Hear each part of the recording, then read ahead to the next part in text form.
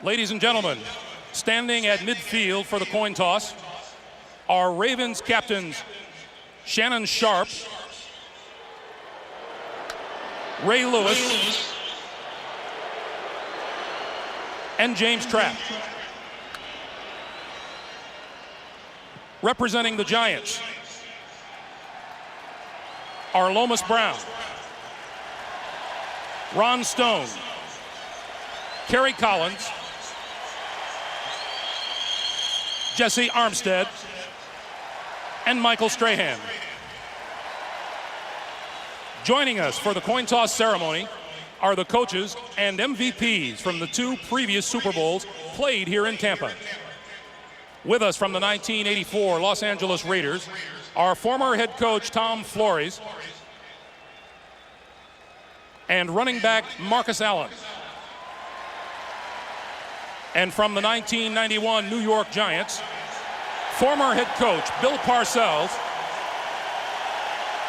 and running back Otis Anderson.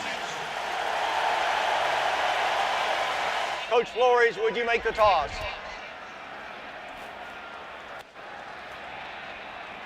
You have won the toss.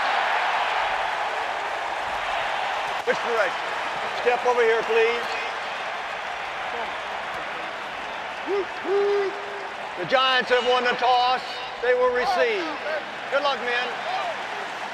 Deep to receive for the New York Giants, number 29, Damon Washington, and that is number 86, Ron Dixon, the rookie out of Lambuth University in Tennessee, who returned the opening kickoff 97 yards for a touchdown in the playoff game against the Philadelphia Eagles.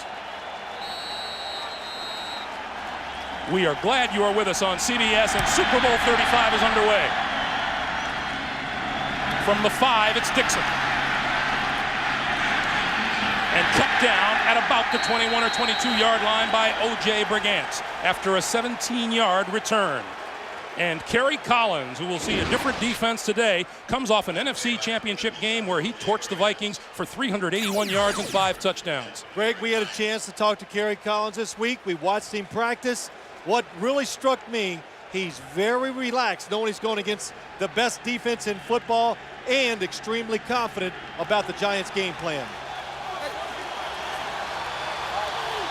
Tiki Barber, Greg Camella in the backfield. First down from the 21-yard line. Movement up front, penalty markers fly on both sides of the field. Jamie Sharper has a loose ball, but that won't count. A little tension on the opening snap. Well, the one thing you always see the Ravens early in the game, they try to anticipate the snap count to try to get off to a good start, and it looked like they jumped early that time. That'll take some pressure off the Giants. First and 5. Encroachment, left tackle of the defense, 5 yards, it's still first down. The left tackle would have been Sam Adams. The offensive lineups. On the offensive line, Lomas Brown, the veteran, 16 years in the league, his first shot at a Super Bowl. Look at the Giants' backs and receivers. Number 21, Tiki Barber. The Giants say, we are going to give the football to him until his tongue hangs out. So I don't know if I want to see that, but that tells you about the Giants' game plan. It is going to feature number 21, Tiki Barber. Barber is the deep man in the backfield behind Kerry Collins on 1st and 5. Collins to throw. Over the middle, popped in the air. It is incomplete, almost intercepted by the Ravens. Kim Herring, who had 3 interceptions during the regular season, almost came up with his first in the postseason. Well, let's watch Ray Lewis in the middle, number 52. The Giants drop back pass on first down, a little surprising, but you think you see openings to throw the football. They diagnose it. He gets his hands in there, and Kerry Collins is lucky it wasn't an interception. On 2nd and 5, Ike Hilliard is the man in motion. The give is to Barber, right side, and nothing there. Jamie Sharper, number 55, stopped the play for no gain. Look at the defensive line. Michael McCrary, that's the guy the Giants are worried about. They will double team him today. The linebackers, Boulware and Sharper, bookend the NFL's Defensive Player of the Year, Ray Lewis. And talented and aggressive first-round draft picks at the corners in Starks and McAllister. Kim Herring alongside 9-time Pro Bowler Rod Woodson at safety. There is Marvin Lewis, the defensive coordinator. Collins from the shotgun on 3rd and 5. The Giants want to take a shot early. They'd like to do a double move and go for the score first possession. He's going to go deep down the sideline. It is incomplete. The dive for the interception by Kim Herring. He couldn't come up with it. Well, in Baltimore, they play right into the hands of the Baltimore Ravens. They blitz. Kerry Collins doesn't have time. Has to throw the football. It's off target, and Kim Herring almost comes up with the interception. In to kick it away for the Giants is Brad Maynard. Averaged 40.6 yards a punt during the regular season. Jermaine Lewis, who returned 2 punts for touchdowns in the same game on the receiving end. Calls for the fair catch and makes the catch at his own 37-yard line. 37-yard punt and no return, and there is Trent Dilfer, the man who became the Ravens starting quarterback in late October. He's led Baltimore to 10 straight wins and just 1 interception in 3 postseason games. So that's the big stat, the 1 interception, Greg. Take care of the football, and he is really happy to be back in Tampa. No, it's not all because he used to be a Buccaneer, but the warm weather. He threw the football really well this week in practice. He says because he got out of that cold and wind up in Baltimore. Jamal Lewis and Priest Holmes in the backfield on 1st down, and Dilfer will throw to the sideline. That's complete to Holmes, and Holmes is out of bounds at about the 41. Run out by linebacker Jesse Armstead. Well, you look at the Baltimore offensive line. It's strong. They love to run the football straight ahead. Rookie Jamal Lewis is the man Baltimore will look to for the ground game. Tight end Shannon Sharp, the Ravens' leading receiver this season. He has 2 long touchdown catches in the postseason. Again, Lewis and Holmes in the backfield on 2nd and 6.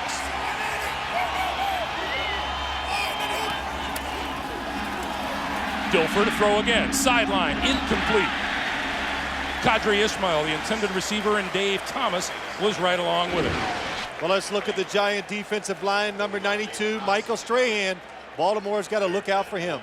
The linebacking core led by the Giants' unquestioned leader on defense, Jesse Armstead. And the New York secondary is not only talented, it's big. 6'2", 6'2", 6'3", and 6'3", and no one lighter than 215 pounds. Defensive coordinator John Fox looks on. 3rd and 6, and Jamal Lewis, the lone back, behind Dilfer.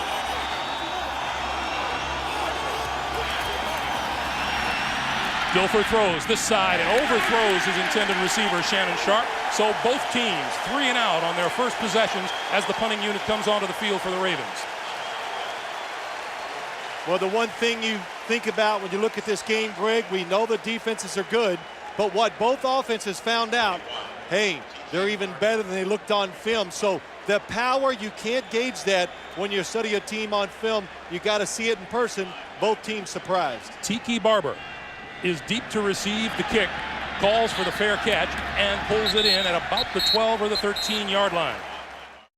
Well, as we did with all of the players, we talked with Kerry Collins about his upcoming Super Bowl appearance, and in order to prepare for it, fellow quarterback Jason Garrett set up a conversation last week with Troy Aikman of the Dallas Cowboys. Yeah, Kerry Collins wanted to hear somebody that's been there, your Super Bowl experience, what can help me?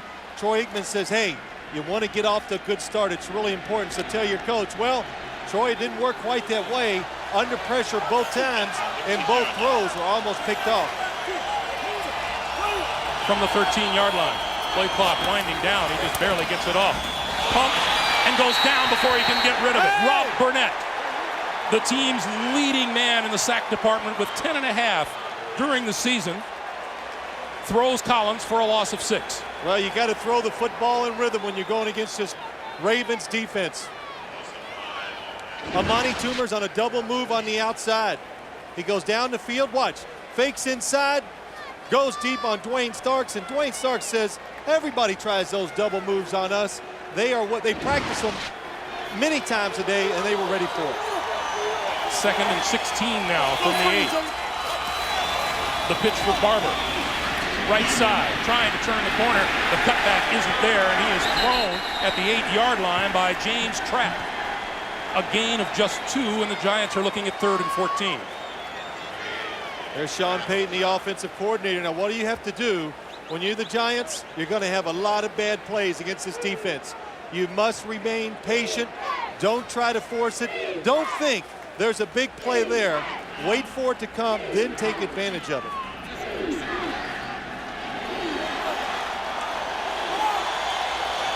Barber and Camella in the backfield with 3 wide receivers for the Giants and Collins from the shotgun.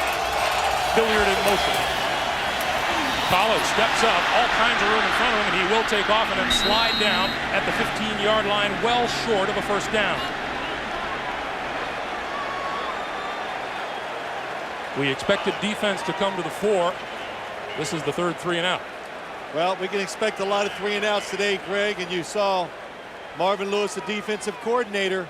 Again, what happens is you just got to settle in and get used to how good the defense is, make your adjustment, and call plays that give you a better chance to succeed. Brad Maynard to kick it away to Jermaine Lewis. Bouncing out of bounds just across midfield. Lewis and Gash in the backfield behind Trent Dilfer on first down. Jamal Lewis, and nothing there. We will talk from time to time tonight about eye vision. If you're wondering what it is, this is what it looks like. Well, we'll give you some shots of it as the game goes along. Watch Kerry Collins. He got a pass rush, quarterback, he drops back. Look, he sees a big lane. Look at that big lane, so he steps up into it, knows he can't stand there too long because defensive linemen from behind are going to come after him, picks up a few yards. Collins looks on as Dilfer looks at a 2nd and 11.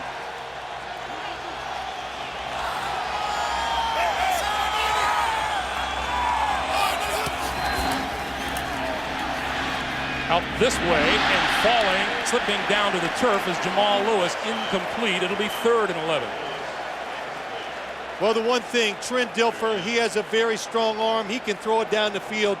You know, he's one of the top 10 players in the league when you say throw it down 15 yards or farther, but his weakness, short passes. Look at that. Jamal Lewis is going to run for big yards. Trent Dilfer with not very good touch on the football, throws it short. Dilfer 1 out of 4 for just 4 yards. And faced with 3rd and long here. He needs the Giants' 41-yard line for a first down. Movement right in the center of the line. And let's see if the Giants jumped or if the Ravens moved first. Encroachment, 75 defense, 5 yards. It's still 3rd down. Keith Hamilton. Well, if I was a quarterback in this game, it's good. Go up there, give some hard counts. Just think about it. Defensive lineman, the Super Bowl, hey, obvious passing situation. I'm going to get me a sack in the Super Bowl. Use that snap count, make them jump, give yourself better protection, or even better yet, make them jump off sides.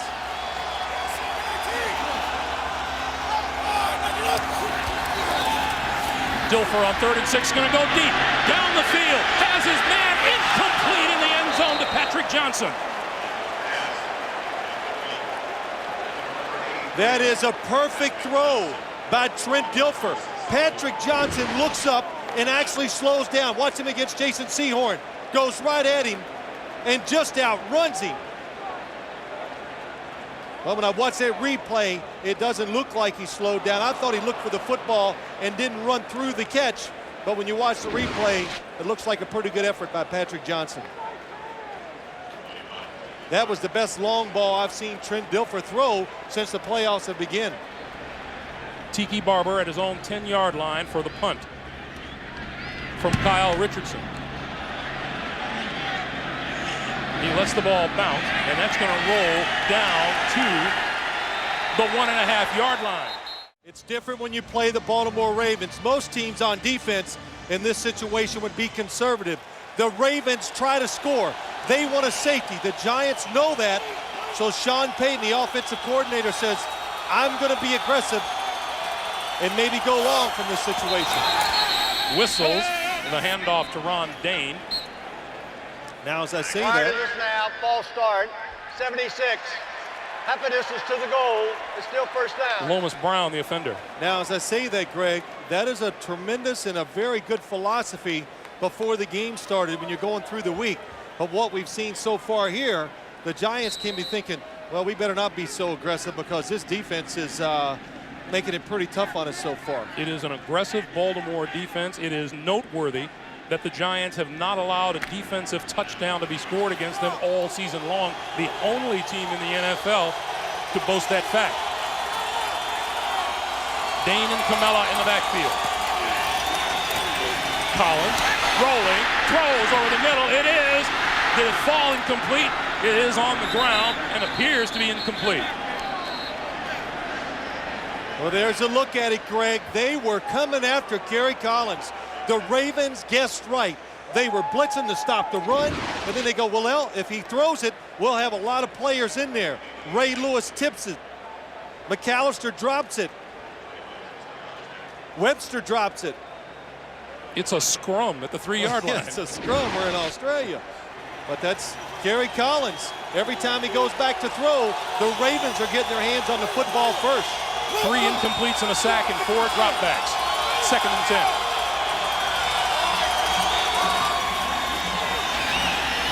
Collins on the move, throws, has Hilliard out of bounds and appears to have enough for a first down. Collins' first completion tonight is good for 13 yards. Oh, and what a big completion it is for Kerry Collins. You haven't completed a pass. The Giants do a terrific job. Get him outside the pocket. Kerry Collins, I think, is one of the best quarterbacks in the National Football League throwing on the run. Very accurate. That's Marvin Lewis, the defensive coordinator of the Ravens. And of course, his defense has just allowed the first down of the night, so you know he's not pleased. Joe Montgomery, number 33 in the backfield for the Giants. And he gets the handoff, tries the right side, out to about the 18-yard line. Rod Woodson makes the stop. Well, Marvin Lewis, the defensive coordinator, he's upset because his defensive end got caught inside and let Kerry Collins go outside. And Greg, Joe Montgomery coming in. Look for him to get a few carries in this Giant offense. He's bigger than Tiki Barber. He's a little faster. And the Giants, they just want to get some extra yards. They want that one extra yard that Joe Montgomery can give them on runs up inside. Barber is back in the lineup on 2nd and 6. Barber with the ball. In the middle of that line are 2 really big guys for the Baltimore Ravens in Sam Adams and Tony Siragusa. And you know, they look at opposing running backs as lunch, and they treat them accordingly. Well, I got a feeling they look at everything as lunch. When you get that big, Greg, you like to eat, but everybody's in on the tackle. That time, Keith Washington. What makes it so hard against Baltimore's defense, it's just not the starting 11. There's 6 other players that come in there that are worthy of starting too. So guys in the defense do not get tired. Giants go with 4 wide receivers on 3rd and 6. Collins throws, incomplete, batted down by Ray Lewis. See, the Ravens should be used to these type of patterns where receivers go real short underneath. The Oakland Raiders, they specialize in it. They played them 2 weeks ago. They got used to it, and that's one of the reasons why Ray Lewis can cover a wide receiver coming across the field. Jermaine Lewis drops back, number 84, at about his own 38-yard line for the punt from Brad Maynard.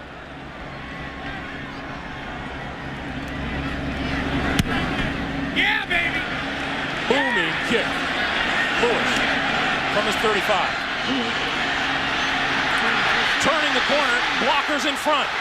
To the 35, the 30 penalty marker is down, and he goes down at the Giant 22-yard line.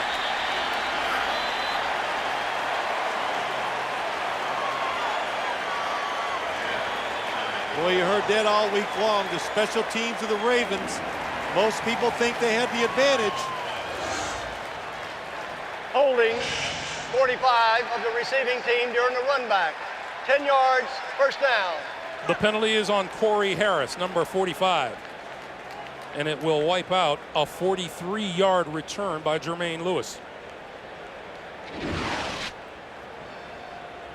There's Corey Harris, number 45. Well, once Omar Stoutmire turned around and Corey Harris doesn't let go. You can see the hands on the jersey. Oh, nice grip. I believe that would qualify as a very nice grip. So the Ravens, still with the improved field position, start at the New York 41-yard line.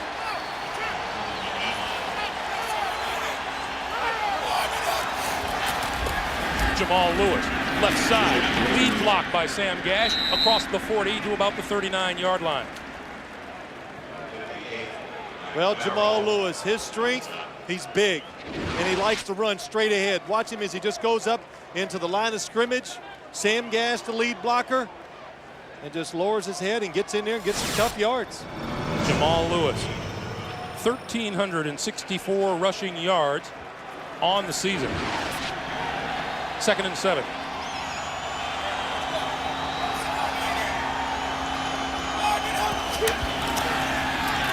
Dilfer throws deep. Brandon Stokely inside the 10 to the end zone. Touchdown.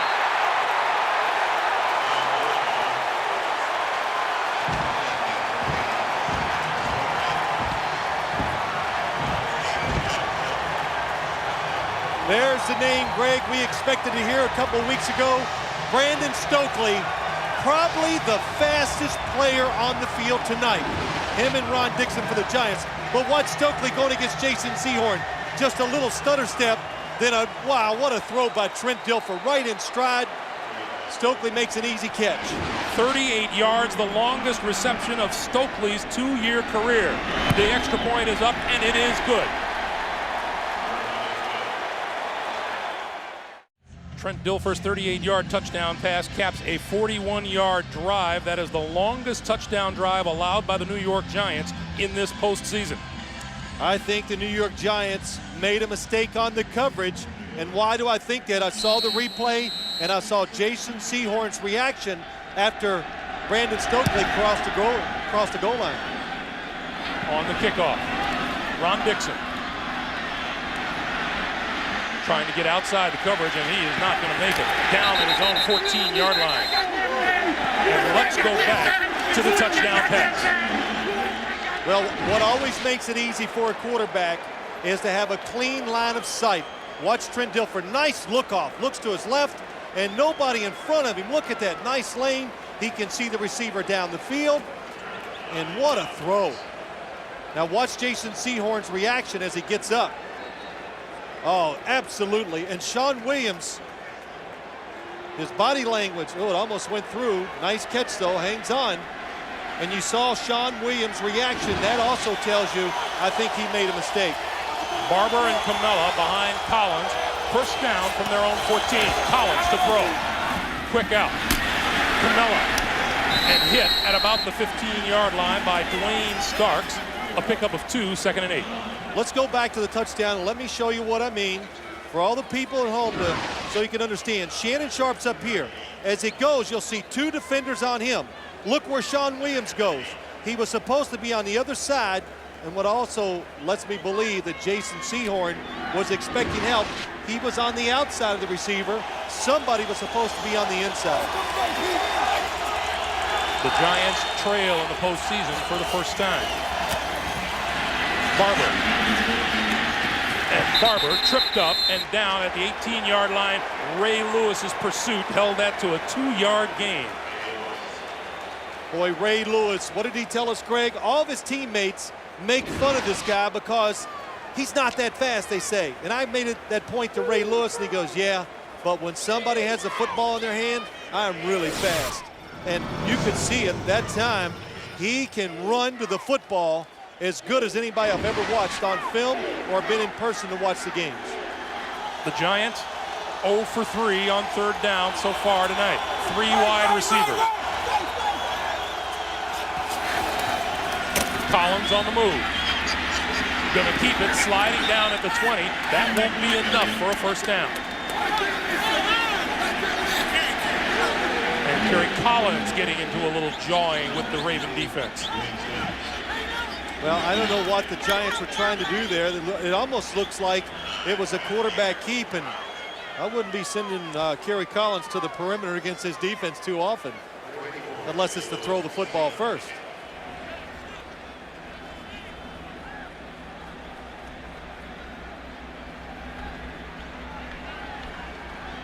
Jermaine Lewis stands at his own 37.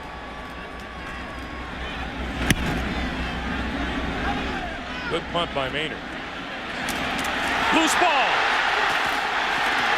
Still loose, and the Ravens fall on it, but they've lost about 10 or 12 yards in the process.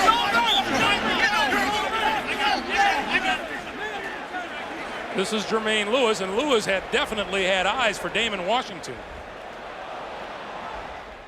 4:21 to play in the first quarter. I'm sorry, partner. That's okay. One observation, the Giants defense, I would quit being so aggressive.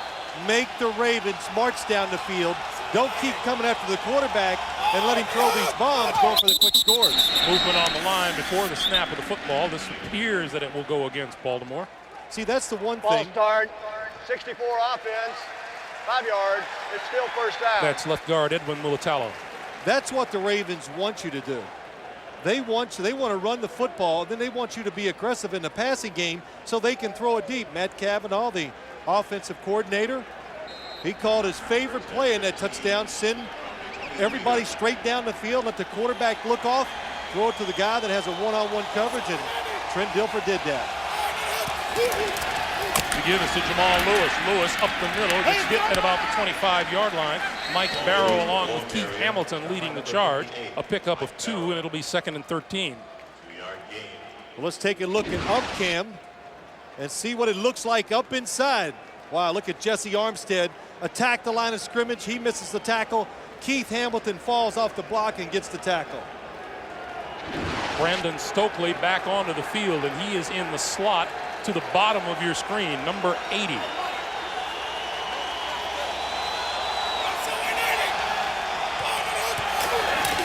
They'll keep it on the ground. Hey! Jamal Lewis. And not much there. 75, Keith Hamilton on the tackle. Along with number 98.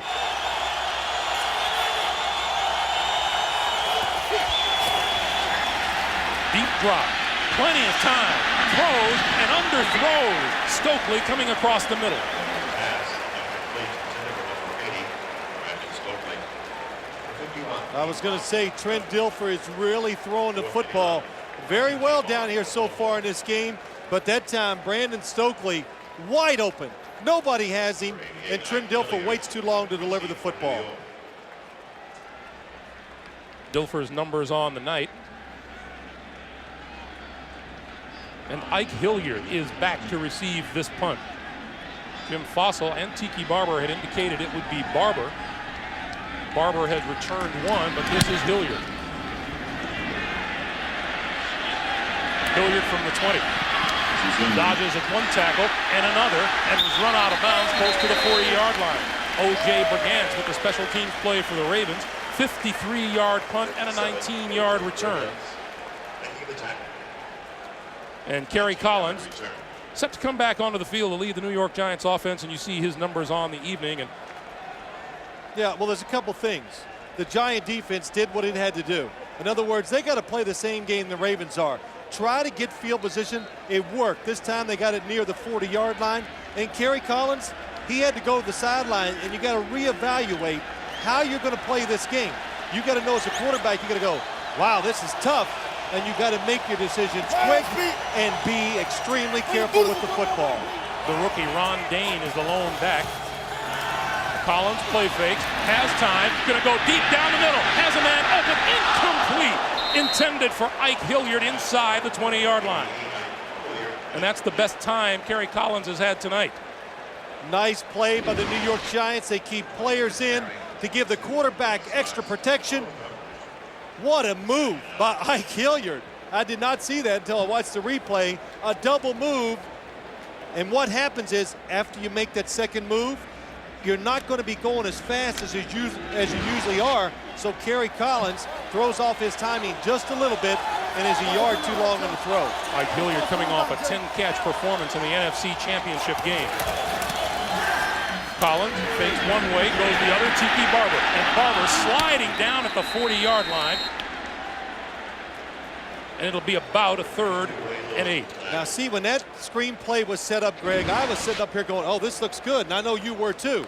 Watch Kerry Collins, going to fake it to the left, and as he throws it to the right, There's no defender except Ray Lewis. I know Tiki Barber slips, but Ray Lewis got around the blockers and is going to make the tackle anyway. And we've watched about 5 Raven games. I have yet to see anybody throw a screen and get more than 3 or 4 yards against the speed of this Ravens defense.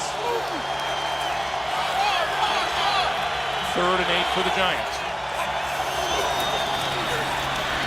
Collins going to let go down the sideline. It is overthrown, intended for Amani Toomer.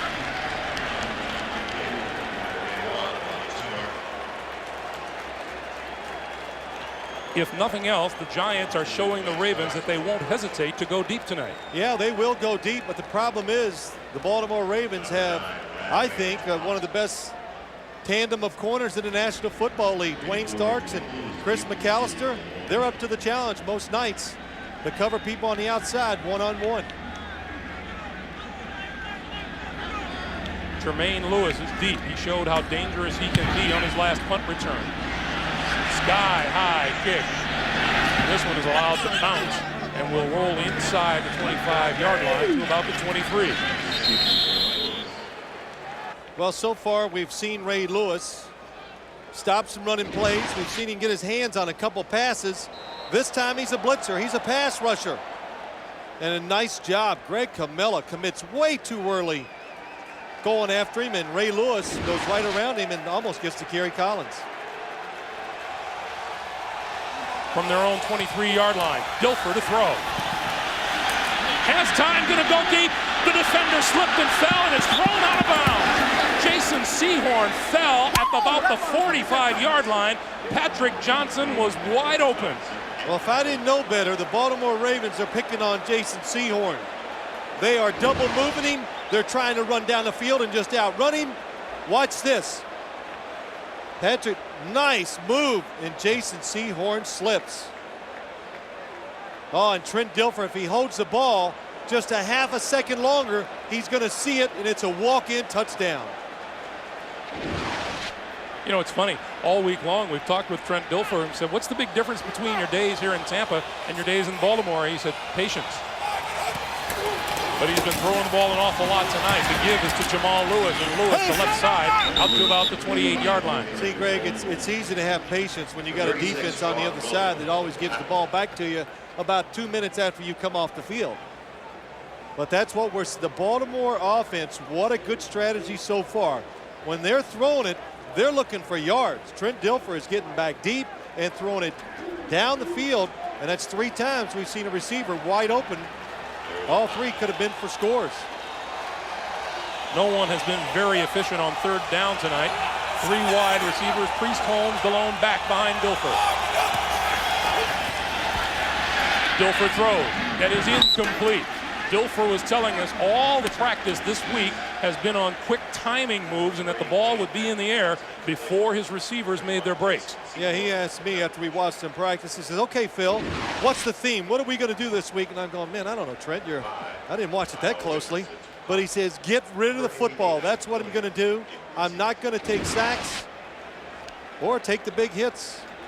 Dilfer is 2 for 9 tonight. One of those 2 completions, the 38-yard touchdown pass. Hilliard at his own 25-yard line is deep for the kick.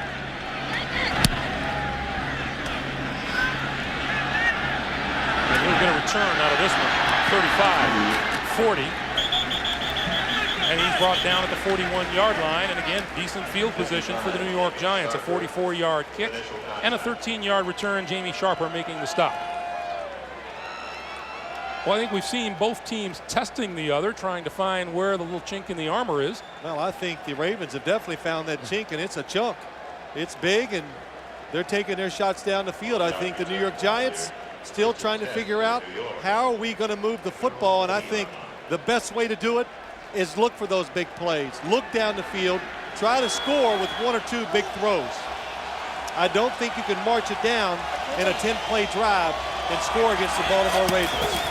Tiki Barber. And not much there as he tries the right side. Ray Lewis leading the charge. A gain of 1. It'll be 2nd and 9, and the clock will wind down on the first quarter here in Super Bowl 35. Back for the start of the second quarter at Raymond James Stadium, Super Bowl 35. What do you want to talk about? Well, I want to talk about, remember we asked Ray Lewis, I said, why do teams try to run against you guys? And he goes, it's pride. They just think they can, so they're going to try it. And he says, it's like when you go to a restaurant and the waiter tells you the plate's hot, what's the first thing you do? You touch the plate to see how hot it is. And that's what teams want to see about this Ravens defense. 5 wide receivers for the Giants on first down over the middle behind Ike Hilliard, and he is slammed to the ground at midfield by Jamie Sharper. Well, the one thing you must do if you're a quarterback for your wide receivers, when you look down the field, the most important thing is look in front of them. So when you throw the football, you do not lead them into trouble. And Tony Saragusa tipped the football. Oh, and look at that shot. Jamie Sharper on Ike Hilliard. Last left.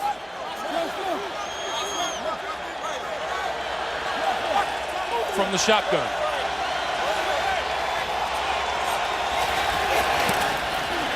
Collins gonna go deep. Throw incomplete. Intended for Hilliard.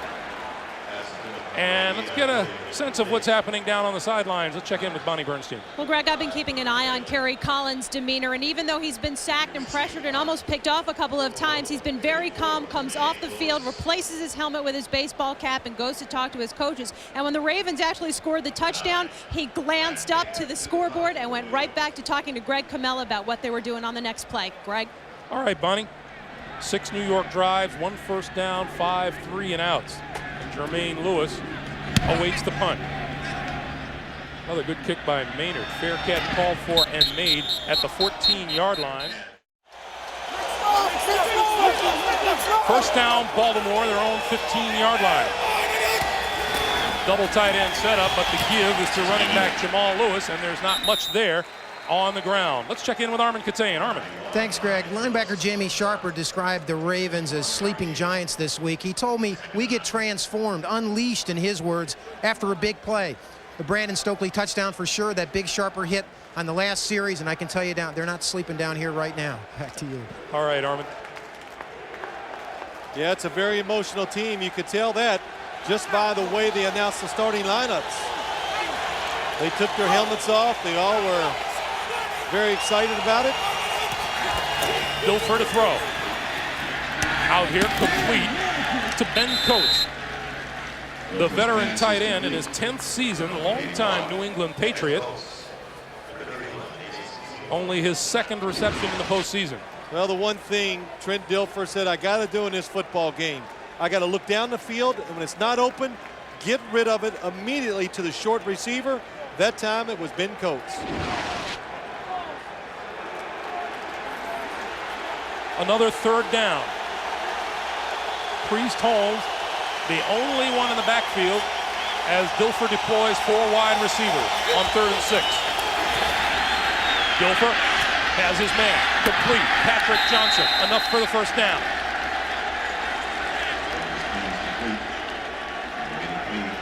Eight yards on the play. Mike Barrow made the tackle.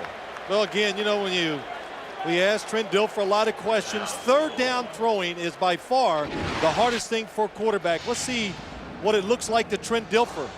Defensive lineman in front of him. We go around, steps up, nice throwing lane, finds the open spot, and picks out Patrick Johnson on the outside. Only the 3rd first down of the night by both teams combined. On first down, straight ahead, Jamal Lewis, and Barrow was there. Boy, what a rookie rusher Jamal Lewis has been. Came out of Tennessee, 1st-round draft pick of the Baltimore Ravens. Over 1,300 yards rushing and 6 touchdowns, 1,660 total yards this year for Baltimore. What a tough thing for a rookie. Come in, Greg, to have all those carries. And with his running style, makes it even more impressive because he doesn't like run away from hits. He looks for that punishment, likes to deliver the blow to the defender, and that's why he's such a good runner inside. Dilfer rolls on 2nd and 7, has time, and now running out of time and throws it out of bounds. And meets with a little violence, courtesy of the New York Giants. Well, the one thing you got to do, Trent Dilfer trying to find a wide receiver open down the field, but try not to take these extra hits if you can. Jesse Armstead and Michael Barrow getting to Trent Dilfer that time. But what I was going to say earlier, Greg, Trent Dilfer, third down is by far the hardest thing for the quarterback in the National Football League. When you play for a team that runs it like Baltimore does, he's talking, he goes, you know, I really enjoy throwing the football on third downs. And I just go, well, you really have settled into that job up there in Baltimore. 4 wide receivers. Giants blitz. Dilfer goes down.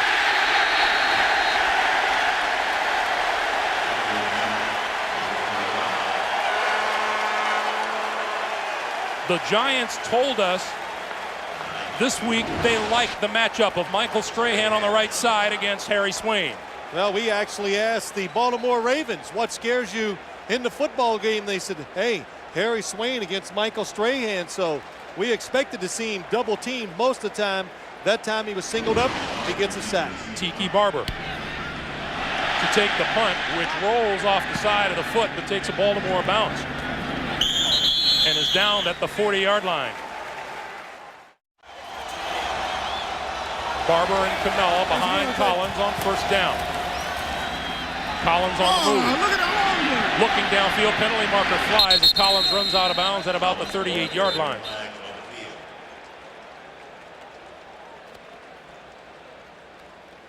Holding on Baltimore.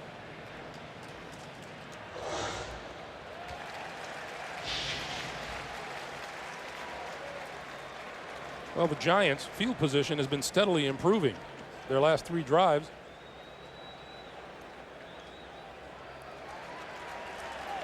Well, Jerry Austin is having some microphone problems, but we think the penalty is on number 51, Cornell Brown. No, there's no thinking. It was against him. I watched him. He grabbed the running back and never let go on that play as Kerry Collins made the play fake and rolled to his right. I started to say the last 3 Giant drives have begun at their own 39 and their own 40-yard line twice. Line of scrimmage now the 45-yard line and a first down. Collins pulls it down, reloads, throws it away, and a penalty marker is down. Amani, or rather Ike Hilliard, is pointing at the defensive back of the Ravens, and let's see what the officials say.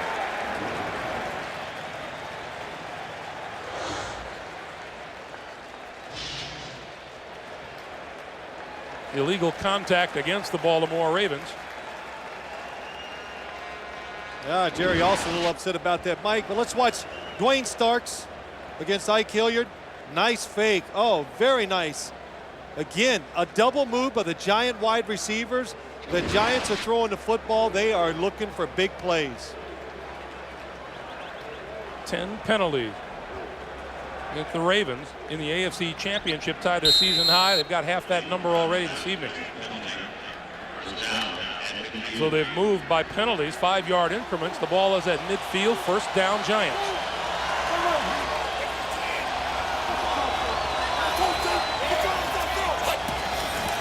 The pitch for Barber and the reverse for Hilliard. The pitch back to Collins, who's looking deep.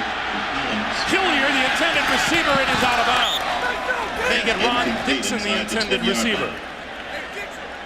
Let's see, we had a pitch and a reverse and a pitch back to the quarterback. Well, and when all of that was done, there was no one open. There's still nobody open. A double reverse pass by the New York Giants. Usually the only place you see those now are out in sandlots. You don't see them in football almost at any level. But the Ravens defense, why it makes it easier for them to defend these type of trick plays is because they never really turn their back on the quarterback. So they see what's going on. Look, 2 defensive backs back there in coverage. They don't get fooled too often on trick plays. On 2nd and 10, Collins with time. It is tipped in the air and intercepted. Jamie Sharper with the football. Ray Lewis tipped it. Jamie Sharper picked it off.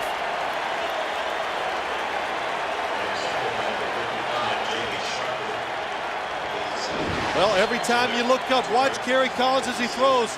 Ray Lewis, what a job he did. He was going to run up, go closer to the line of scrimmage. He looks back. He saw the quarterback. He reads the eyes. He stays in position. Doesn't catch very well. gets his hands up there, knocks it up, and Jamie Sharper gets the interception. The tipped pass, especially straight up in the air, has to be quarterback's ultimate nightmare. Absolutely. When it's inside or anywhere near the middle of the field, it usually results in an interception. From their own 47-yard line, Trent Dilfer, under the gun, throws, intercepted! Penalty marker is down. The marker is down. Jesse Armstead goes to the end zone, and let's check the flag. Could be holding on the Ravens. I'm sorry, on the Giants.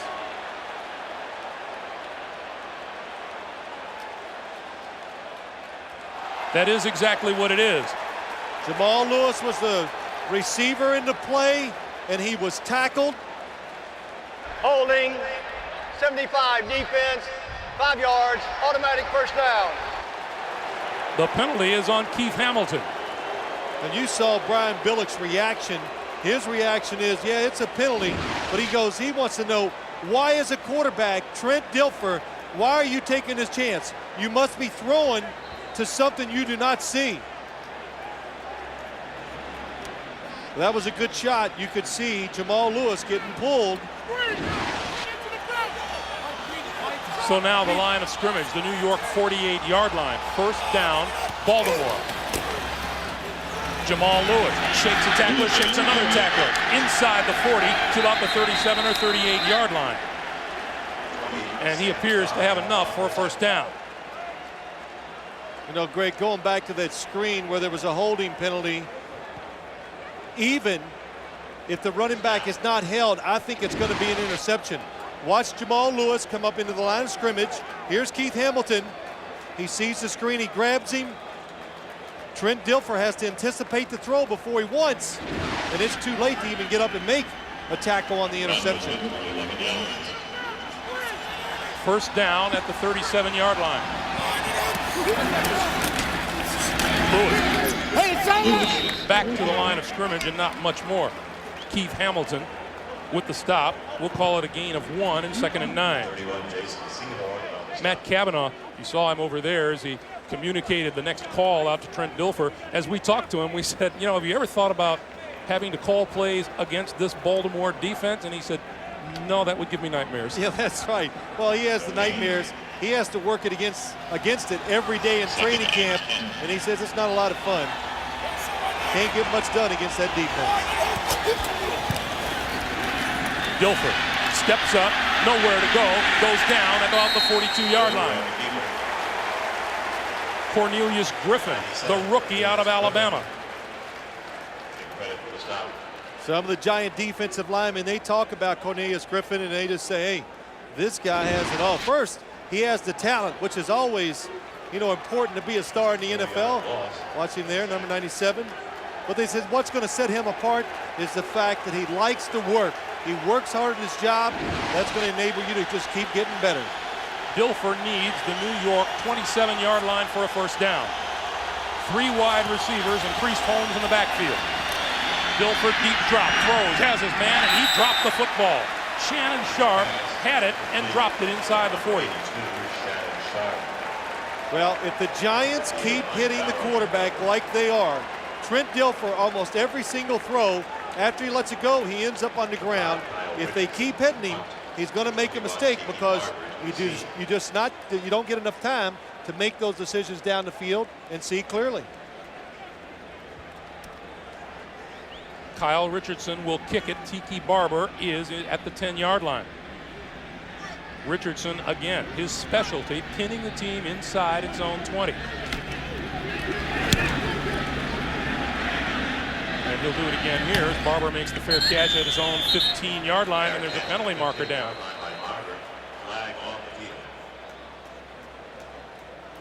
It's going to be against the Giants.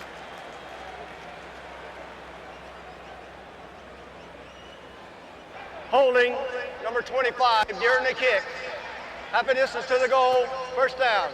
That's defensive back Ramos McDonald. From the 7.5-yard line, the Giants on first down. Collins to throw, sideline, has his man, and that is complete and out of bounds to Amani Toomer. So Toomer out to about the 13-yard line. Well, that makes Kerry Collins 4 of 14 so far in this game. The one thing they want to do, they want to throw some of these tonight. Some quick rhythm throws to the outside, and that's going to be their running game. Get 5 or 6 yards on those throws, and then maybe on 2nd and 4 and 5, you can sneak a run play up in there.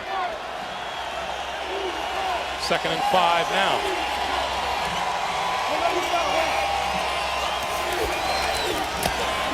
Collins over the middle. Nice catch by Toomer.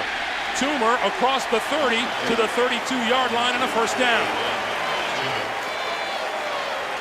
20 yards on the play and a nice adjustment on the ball by Amani Toomer. And a lot of faith by Kerry Collins. Watch the route as he comes down. He goes to the inside. This is a tight throw by Collins. Even though he hadn't hit a lot of passes, you can see the confidence. Sticks it in there, and that's what the Giants have to do, I think. They've got to look down the field for big passing plays. Last 2 plays, Amani Toomer with his first 2 catches of the night. Joe Montgomery, not much there. And, you know, talking about Amani Toomer, Sean Payton, the offensive coordinator, says to me, you know, we always try to find a way to get Amani Toomer involved in the game. He's one of those players, when he gets dirty, when he gets hit, catches a couple passes, he just becomes so much more effective for us in the passing game. And they're going to need him tonight, and they got him dirty early. Trying to throw passes to him, that gets him into the flow of the game. Amani told us Kerry Collins throws the ball deceptively hard. So the first week he was in camp, everybody was dropping the football. 2nd and 10. Collins over the middle, has his man, tight end Howard Cross to the 40-yard line.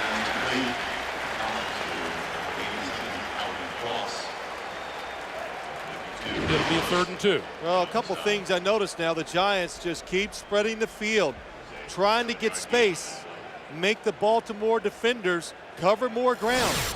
And also what you'll notice, all of a sudden, Kerry Collins is getting a little time to throw the football. The more you throw it, even though they got reserves, that Baltimore defensive line will get tired.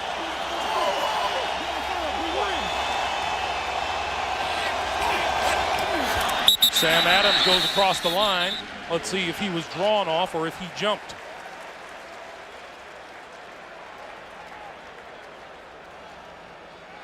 Rob Burnett says he was drawn off. Encroachment. Jerry Austin says otherwise. 5 yards. We'll see. Result of the plays are Sam first down. Adams has got to quit listening to Tony Saragusa. What did Tony Saragusa tell us? He goes, oh man, he goes, all the time I'm down there. And you know how the offensive player goes hut hut? Well, we have a shift that we call hot. So I'm always down there going hot hot and trying to imitate the snap count. He says it works, you know, about once a game for him. I think that's cheating, isn't it? When you said, what did Siragusa tell us? He said, what hasn't he told us? Collins. Under the gun. Throws incomplete. Just across midfield, Ike Hilliard, his intended receiver. Well, there's 2 things Tony Saragusa does well. One of them is talking, and let's see, what would the other one be? Let's take a look at him, and you take a guess. I remember when we were talking to him, and he was walking out of the room, and you said, well, what are you weighing now? And he said, 42, 43, and there was no question what he meant. He doesn't even have to say the first number. We take that for granted. 342 or 343. 5 wide receivers for the Giants. On the blitz, quick pass, complete to the 45-yard line. That will be close to and is enough for a first down for the Giants. What a job by Kerry Collins. The blitz comes, and he stands in there, takes the hit. James Trapp, number 38, comes in free, and Kerry Collins knows he has to get rid of the football. Boy, another nice throw. It looks like it might have been tipped by Ray Lewis also. For the first time tonight, the Giants are in Baltimore territory. 47 yards on this possession. Collins to throw again. And this one tipped and almost intercepted once again. Larry Webster, number 79, got a hand on this one. The Baltimore Ravens, this is our 3rd playoff game we've done so far in the last couple of weeks. Greg, they tipped more passes And a lot of it is, of course, they get pressure. Well, that's not a tip. That's just a hit in the head. But they tip a lot of passes because the defensive linemen, they read the quarterback. They know when to raise their hands. And it's just being taught well and executing very good on the field. 2nd and 10. Collins goes down. Keith Washington.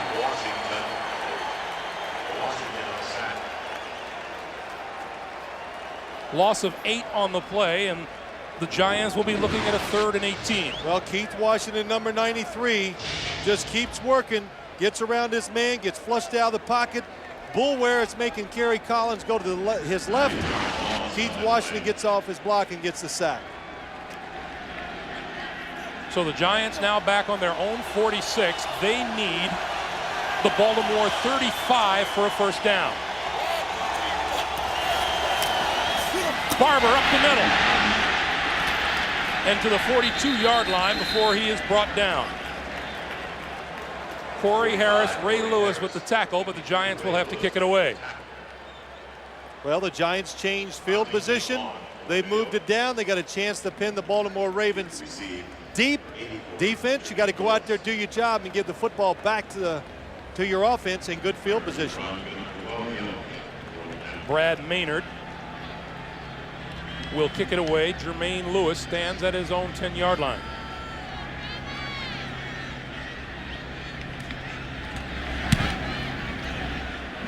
Fair catch called for and made at the 11 or 12. 1st down, Baltimore from the Ravens' 12-yard line. And Dilfer going to throw. Quick pass, nice catch by Brandon Stokely, and it's out to about the 18-yard line. See, that's a nice decision. Now, Brandon Stokely's been running deep. You're Jason Sehorn, and they've been going by you deep. So Baltimore trying to get out of backed up, throw a quick pass to the outside, and look at Jason Sehorn. Look how far he's off the receiver now. He's going to make sure that football is thrown before he comes up to try to make the tackle. Pickup of 7 makes it 2nd and 3. Lewis to the 20. Ryan Phillips with the stop. And it'll be a 3rd and 2. Clock continues to move. We come up on 3:15 to play here in the 1st half. You know, it's interesting talking to Trent Dilfer about the Giant defense. He says they do so many things. There is no way I could learn them all this week. And he goes, you know what? I'm really comfortable with the fact that I'm not going to learn it all. And I'm just going to go out in the game and react to what I see. Big defensive down for the Giants right here. Dilfer lobs it high and long, complete. It is Qadry Ismail, and Ismail is tripped up by Dave Thomas. 44 yards, and that gets the Ravens out of the hole. Well, Greg, we talked about it earlier. I don't know why the Giants are being so aggressive now. The one thing this Baltimore Ravens offense will do, I'm not saying they do it real well, they will throw it deep and try to get big plays in the passing game.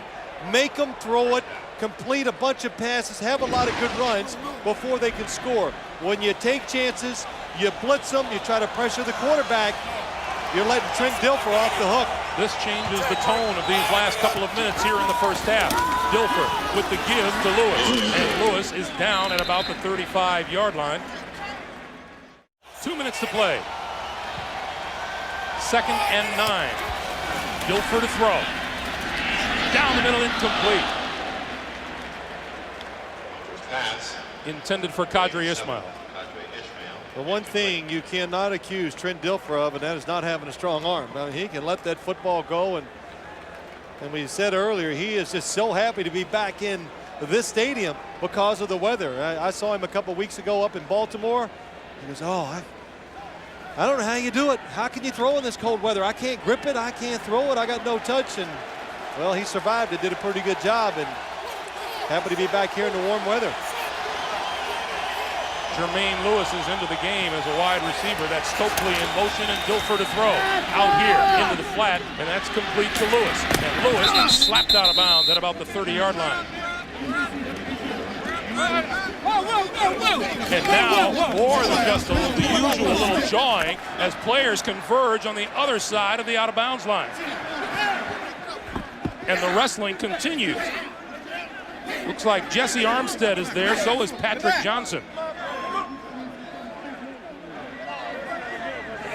Now, we were talking with Jerry Austin, the referee, on Friday morning about the rules and the regulations. Anybody who throws a punch and connects would be ejected. But this appeared to be just a full-scale wrestling match. Nice catch on the outside. Jermaine Lewis. I can't see what happens. There's so many people around, I couldn't tell who was in the fight and who was grabbing and pulling. We'll just call it a loud disagreement for now. Yeah, that's about all it was. Line of scrimmage, the 29-yard line.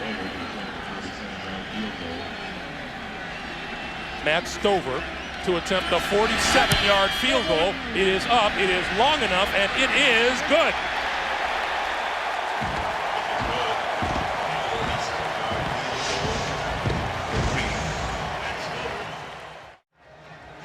Trent Dilfer on the sideline. Let's flash back to that completion to Qadri Ismail down the sideline, and it changed the whole tone of the last few minutes of this first half. Yeah, Phil. it did. It was a terrific throw by Trent Dilfer, but I noticed after that throw, the Giants did not come up and try to pressure the Ravens offense anymore. I don't expect to see it too much in the second half either. Ball bounces past Dixon, who picks it up and looks for room to run and is fast running out of it and goes down, and he is hit by Brad Jackson, who looked like he grabbed the face mask. There was more yellow on the field than anything else.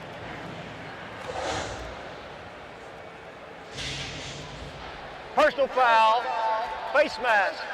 50 of the kicking team, 15 yards, first down.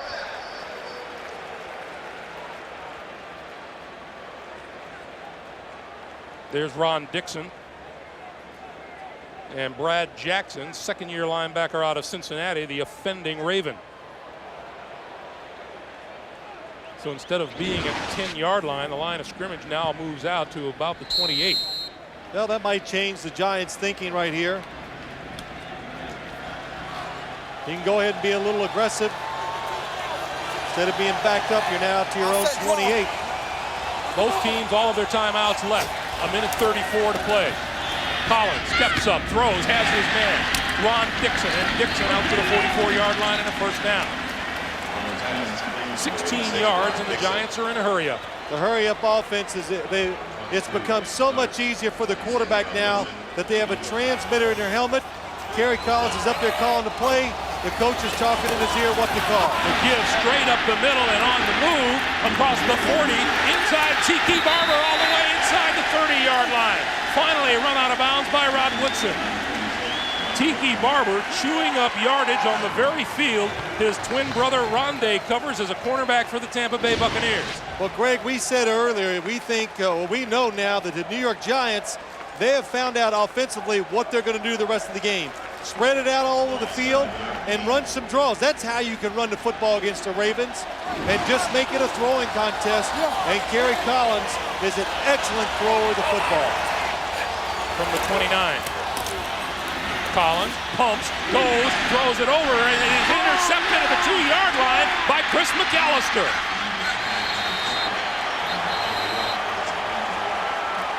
Collins pulled it down and then put it up for grabs. Yes, he did. He threw it up for grabs. Nobody is open. Kerry Collins trying to avoid the pressure. You got to know, this game, when you get down inside, scores are extremely important. The Giants were in field goal range. They might have given up 3 points that time. Boy, nice job by Chris McAllister.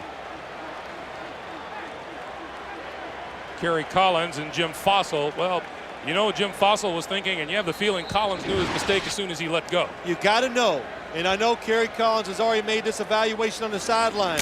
You're going to drop back many times and nobody's going to be open. You got to get rid of the football, throw it away. Every play is not going to be a positive one down the field. First and 10. penalty marker is down. And breaking to the outside is Jamal Lewis to the 20 and down at about the 24-yard line.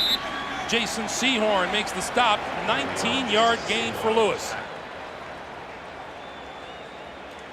Offsides against the Giants. Offside, 99 defense, penalty is declined. First down. 47 seconds remaining. Penalty is on Christian Peter. From the 24, Jamal Lewis. Across the 25 to the 26-yard line, and the clock continues to move. Under 40 seconds for the first half. Jim Fossil looks on. And if you think history is a factor, then things are looking pretty good for the New York Giants right now. You've never liked history, have you?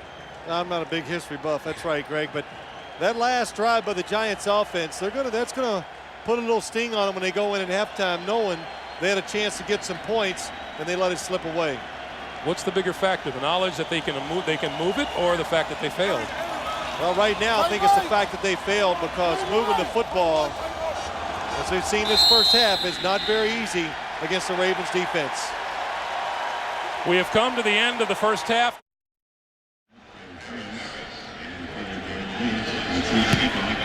The kickoff is going to sail down and picked up by Jermaine Lewis. Lewis to the 20, to the 30, to the 40. Back toward midfield, tripped up across the 45-yard line, and there is a penalty marker down back at the 30. 42-yard return pending this call. And we'll take it back. And Jermaine Lewis is something and can turn a game around. 81 of the receiving team during the run back. 10 yards, first down. Look at some halftime numbers and see where any domination occurred. There really wasn't a whole lot. Well, the Giants had a couple big plays towards the end of the first half that jumped that yardage up over 100 yards. They got 116. And the Ravens, couple big plays. They overall, offensively, they got to be happy with some of the plays they made. But the opportunities, they were there more for the Ravens. They had a chance to have a big lead. Baltimore starts in a one-back offense. Jamal Lewis is there. Penalty marker flies as Lewis takes the handoff and is out to about the 24-yard line. And now let's check the marker. Jerry Austin, 19 years as an NFL Offside, official. 75 defense, 5 yards, still first down. The penalty is on Keith Hamilton. And this is his third Super Bowl, and we're talking with the officiating crew and how they're chosen. Well, they're chosen on the basis of merit, and on his calls this year, Jerry Austin was 97% accurate. Man, that sounds pretty good, and it was nice talking to him. Of course, he's extremely excited to be doing this game. All the officials are, and like you said, Greg, his third Super Bowl, and he says, I'm not nervous once the game starts. I'm not even 90% accurate on the replay. First and 5, Dilfer.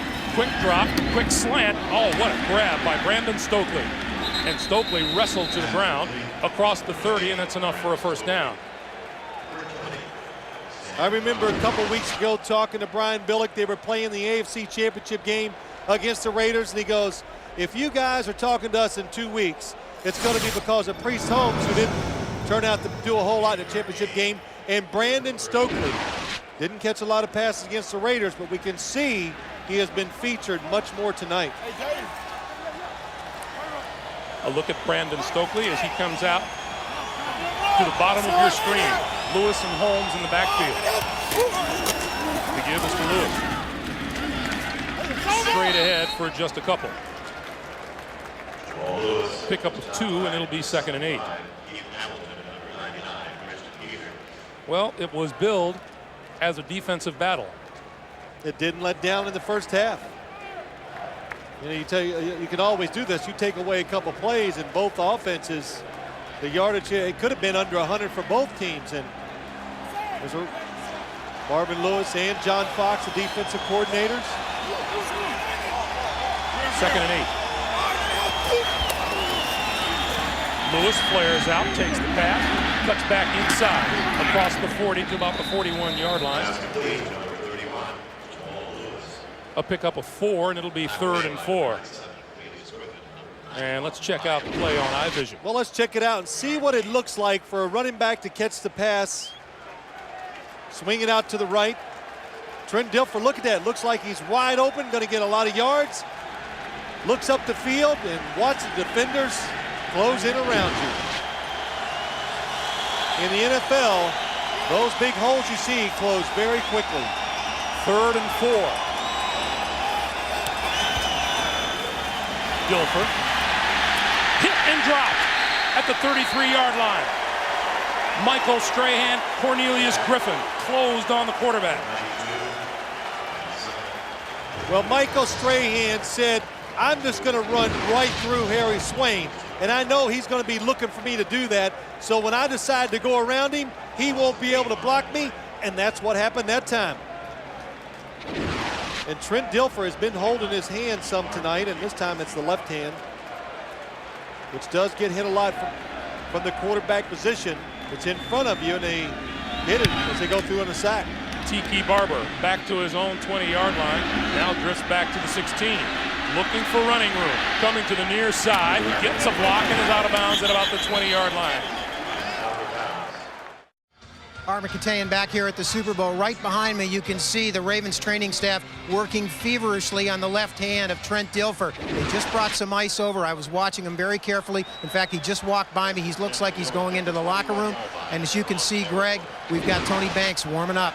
I'll keep you up to date on it. All right, Armin. Meanwhile, the New York Giants on the ground with Tiki Barber, and Barber across the 20 to about the 23-yard line. Now, Trent Dilfer took over for Tony Banks. Banks started this season as the quarterback for the Baltimore Ravens. He replaced Banks on the 29th of October against Pittsburgh and has gone 10-1 as the starting quarterback for the Ravens. Banks throwing on the sideline, Dilfer on his way to the locker room. We'll keep you informed.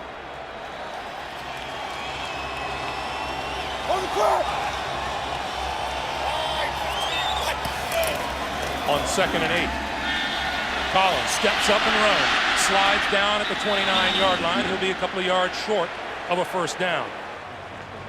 It'll be 3rd and 3, and there's Dilfer. I got to say, that left hand must be in a lot of pain or discomfort. Otherwise, Greg, I don't want to sound callous, but it is his left hand. And a game like this, just tape it up. You got to tape it tight. You deal with the pain and throw it with that right hand. We are told that they are going to x-ray his left pinky. Giants 0 for 7 on 3rd down, looking at a 3rd and 3 here. Over the middle. Ike Hilliard, first down across the 35-yard line. That's the one thing I've noticed in the playoffs so far this year for the Baltimore Ravens. When you throw short passes over the middle, watch Ike Hilliard. It's a blitz. He finds the open spot. And you can see once you catch it, the Baltimore defenders are going to run right at you. Rod Woodson, Kim Herring getting big hits on Ike Hilliard. Here's Tony Banks on the sideline. Collins pulls it down and goes down. Collins waited, and then time ran out. Michael McCrary in on the quarterback. Well, all you hear about Michael McCrary, and everybody talks about him, number 99, here he comes, is just effort. Every coach that plays against the Ravens talks about his effort, and that time he gets a sack by crawling on the ground. Crawled the last 3 yards to the quarterback. Well, go ahead, Greg. We got to tell you a little story about Michael McCrary. And he is perhaps the most active man on the defensive line, and by every account, the worst dancer on the team. 2nd and 18. Collins, drop, throw, intercepted. Kim Herring stepped in front of the receiver and took it away. Here's what happens. Their defense, the Baltimore defense, again, they don't take their eyes off the quarterback. Kim Herring is number 20. Here he is. Look at him looking at Kerry Collins. He falls back inside as he looks at Kerry Collins' eyes and makes the interception. He comes off the guy he is covering, the receiver, comes back in front of Ike Hilliard for the interception. What's it look like for the quarterback? Tremendous pocket. And as Kerry Collins lets it go at the last second, here comes the defender. Collins now intercepted 3 times on the last 4 New York drives.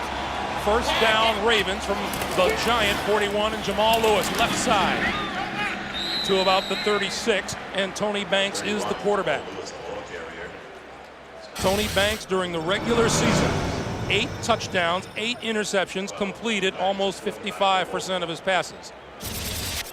Well, you know, he had to come down here with some mixed feelings this weekend. He even talked about it a little, to be the starting quarterback for a team, and had a couple really big games, did well. Then they went through the month of October without scoring any touchdowns. Here is a look at Trent Dilfer. Banks on 2nd and 5. The give is to Lewis, and Lewis pulls his way forward, close to a first down, close to the 30-yard line. You know, if you... Trent Dilfer's going to get in shape walking to this X-ray room. And so is Armin Katsay. Yeah, Armin Katsay too. I got it if you need it. So they continue to figure out what Trent Dilfer's status is. All right, Meanwhile, let me get one. first down, Baltimore at the 31. Lewis dipped to the outside and then runs into a horde of Giant defenders led by Mike Barrow, number 58. Well, the Giants now should crowd the line of scrimmage. Tony Banks comes in. You have a 10-0 lead.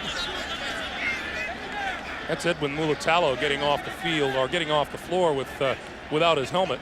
And you got to think the Baltimore Ravens are going to be conservative and run the football in obvious situations. Ravens scored twice as many points as they allowed this year.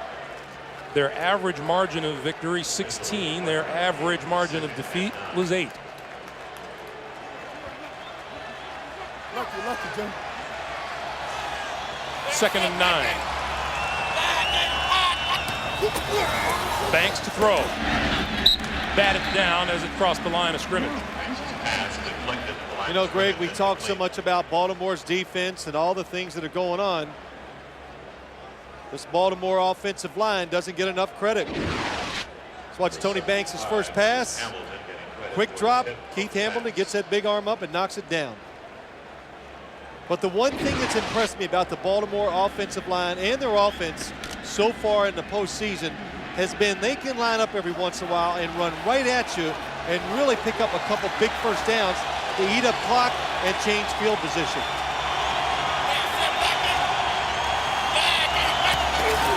On 3rd and 9, they give it to Priest Holmes. And Holmes inside the 25-yard line, and that will bring the field goal unit on. You see Brian Billick? Nice job, nice job. And we've had a few laughs over that. We've seen him go 3 and out at midfield, and he'll look at his players and goes, it's okay, good job. Matt Stover has a field goal in the first half. He kicked 35 on the season to lead the NFL, and he is the Pro Bowl kicker coming from the AFC. This one from 41 yards out is no good. Meanwhile, Kerry Collins from the shotgun. With time, throws far side of the field. Tiki Barber, and right there to hit him was Chris McAllister. A pickup of 1, 2nd and 9, Armin Katea. Thanks, Greg. I've spent about the last 5 minutes chasing down Trent through the hallways here. It's his left ring finger and his little pinky finger that's in pain. We were walking with him. I said, is it broken? He said, you'll be the first to know. I spoke to him later. It doesn't seem to be as serious as it looks. They took him in for the x-rays, but there's definitely blood on it, and it is definitely sore. At this point in time, I'd say he's questionable. Back to you. All right, Armin. Meanwhile, we have a pass across midfield, and the question is whether or not Ike Hilliard held onto the ball and fumbled it, or whether it is an incomplete pass, and now the officials say it's incomplete. Pass is ruled incomplete. Incomplete pass. 3rd down.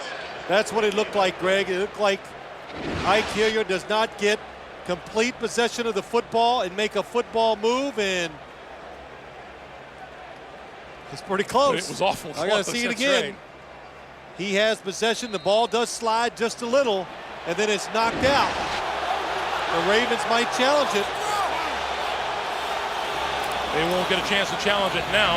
The pass to Barber. Barber eludes one tackler and is hit from behind. Gets out to the 38-yard line. He is about 3 or 4 yards shy of a first down.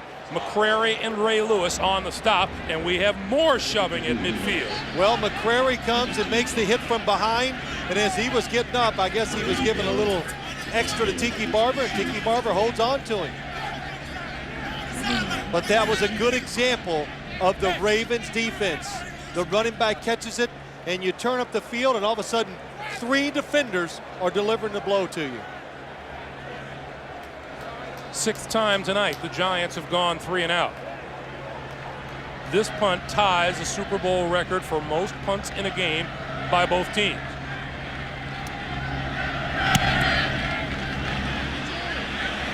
Lewis. And it lands out of bounds. Trent Dilfer back in the lineup. Well, he doesn't even have that thing wrapped. Letting that blood just hang out there, Greg. I know you'd do that. I'd be on my way to the hospital. That's right, you'd be in an ambulance. First down, Dilfer to throw. Has time, down the middle, it is incomplete. Shannon Sharp had his man beaten at midfield and couldn't hold on.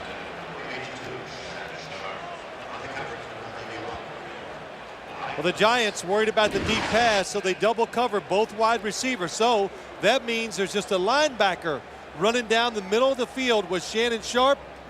Perfect throw by Trent Dilfer. And Ryan Phillips, tough coverage for him to run down the middle. No help against one of the better downfield receiving tight ends in the National Football League. Trent Dilfer has had a number of almost tonight. 2nd and 10.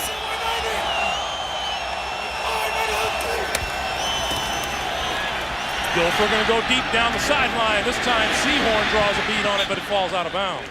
Patrick Johnson was there, but Seahorn wasn't fooled by any moves on this one. And now Michael McCrary, who suffered a gash to his forehead, is on his way to the dressing room. You know, Greg, go back to that last pass by Trent Dilfer. When you got a lead like the Ravens do, the long pass is the safest pass. You know, trouble comes from throwing it over the middle, the ball getting tipped, a defender's stepping in front, making an interception. When you throw it deep, it's harder for the defenders to come up with interceptions. Dilfer to throw on 3rd and 10. Hit as he releases the ball, and it's incomplete. Keith Hamilton in on Dilfer, who gets up protecting that left hand. Well, Keith Hamilton just had a terrific year this year. In the middle of your screen, number 75, and Michael Strahan gets there. They just overpower Baltimore's offensive line. And if they weren't hitting Trent Dilfer all these times, Trent Dilfer would have about 300 yards passing, because receivers are getting open for the Baltimore Ravens down the field. This sets the Super Bowl record for the most punts in a game. And it's a dandy by Kyle Richardson. Barber from the 35. To the 45. Oh, what a collision at the 45-yard line. Anthony Davis, the 7th-year linebacker out of Utah. 3:58 to play in the 3rd quarter, and Tiki Barber on the sideline trying to recover from an awfully tough hit. Watch that hit. Billy Davis, you heard Jerry Glanville talking about it at halftime. That is a big hit. The one thing I've noticed watching this Ravens defense during the postseason, offensive players look for the ground a lot of times because they can see the big hits coming. Picked off. Dwayne Stark's going to take it to the end zone for the touchdown.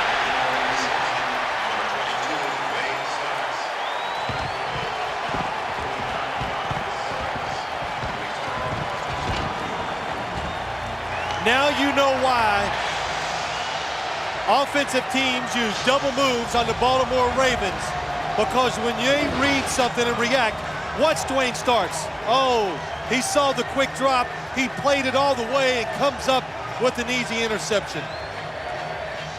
That is just being smart, studying the opposing team, You know on a quick drop it could be a slant.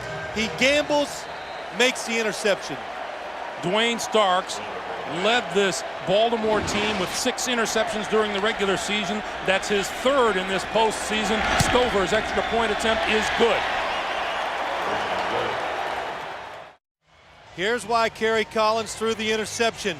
Watch Dwayne Starks. Here he is. He gets help from a safety. So it's not so much as he's so smart. He doesn't have to worry if the wide receiver goes deep. He's got somebody back there to cover him. So when he sees the quarterback take a quick drop, he goes, I'm gone, because nothing bad can happen to him. And Kerry Collins was fooled by the coverage. Those 4 interceptions tie a Super Bowl record held by several quarterbacks. Drew Bledsoe, the last to throw 4 interceptions in a Super Bowl game. Ron Dixon inside the 5-yard line. Breaks through the 30, the 40. He's gone. Ron Dixon to the 10, the 5, touchdown.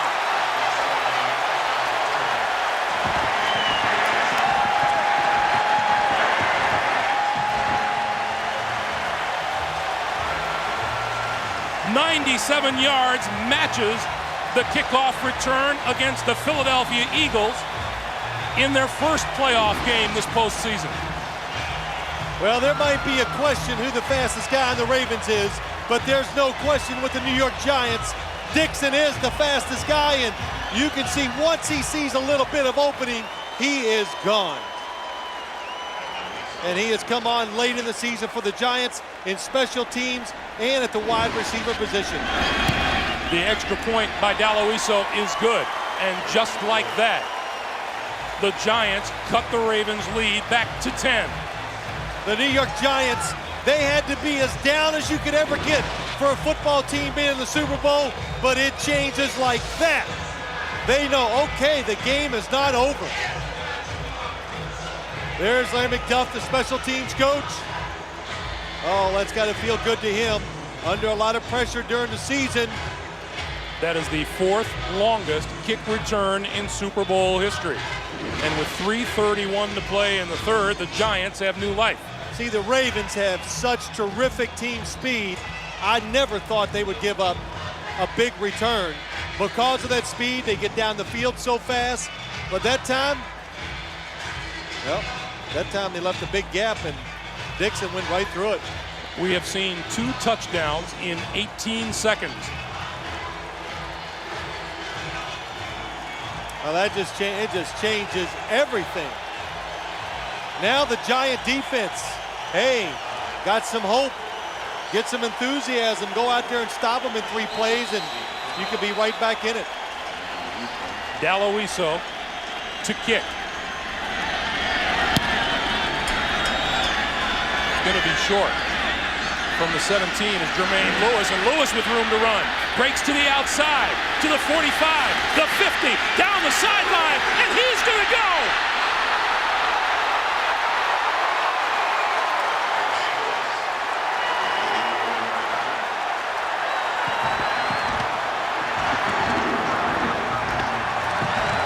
It's a track meet. That is unbelievable. Number 84 goes 84 yards, and the Ravens answer the only way you can. I got to tell you, I think the short kickoff really hurt the Giants' return, our defense getting down there. Look at the blocks. Corey Harris gets a terrific block, and then Jermaine Lewis just runs by the tacklers for the touchdown. 3 touchdowns in 36 seconds. Stover's extra point is good. Well, let's see how it looks to be a returner in the National Football League. A bunch of guys running right at you. Jermaine Lewis, he looks up the field. What does he see? Breaks it to the outside.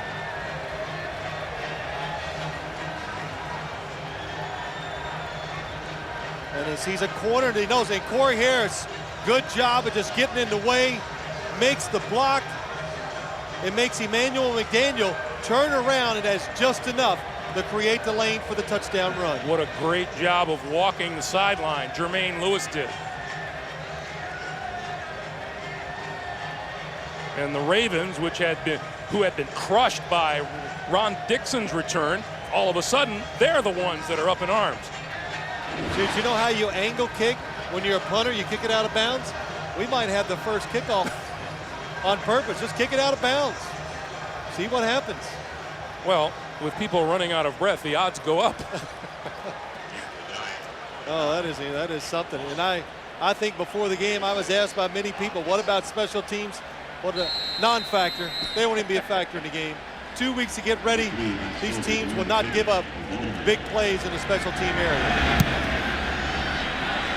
Let's see what we get on this one. Ron Dixon from the 17.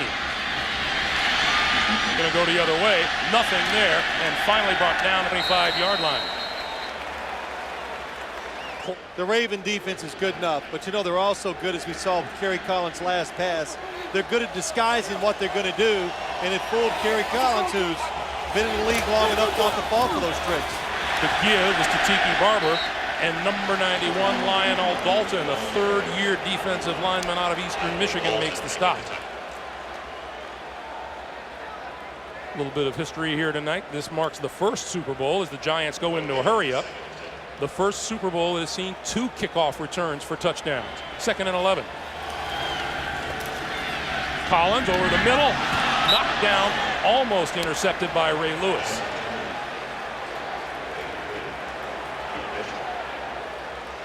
You know, it's 24-7. You still got the third quarter. Watch as Kerry Collins throws this pass here. But watch Tiki Barber. The one thing that's hard for a quarterback or a team, be patient. Be patient. Take what is still there. Don't change your plans in the game. You're still going to get 3 or 4 more possessions. You got to take advantage of wide open receivers. 3rd down. Collins under the gun, gets rid of it, incomplete. Number 95, Big Sam Adams, on his way to his first Pro Bowl, applying the pressure. And you know, Greg, I don't know, Sam Adams, I think, has 2 sacks this year. Number 95, double teamed.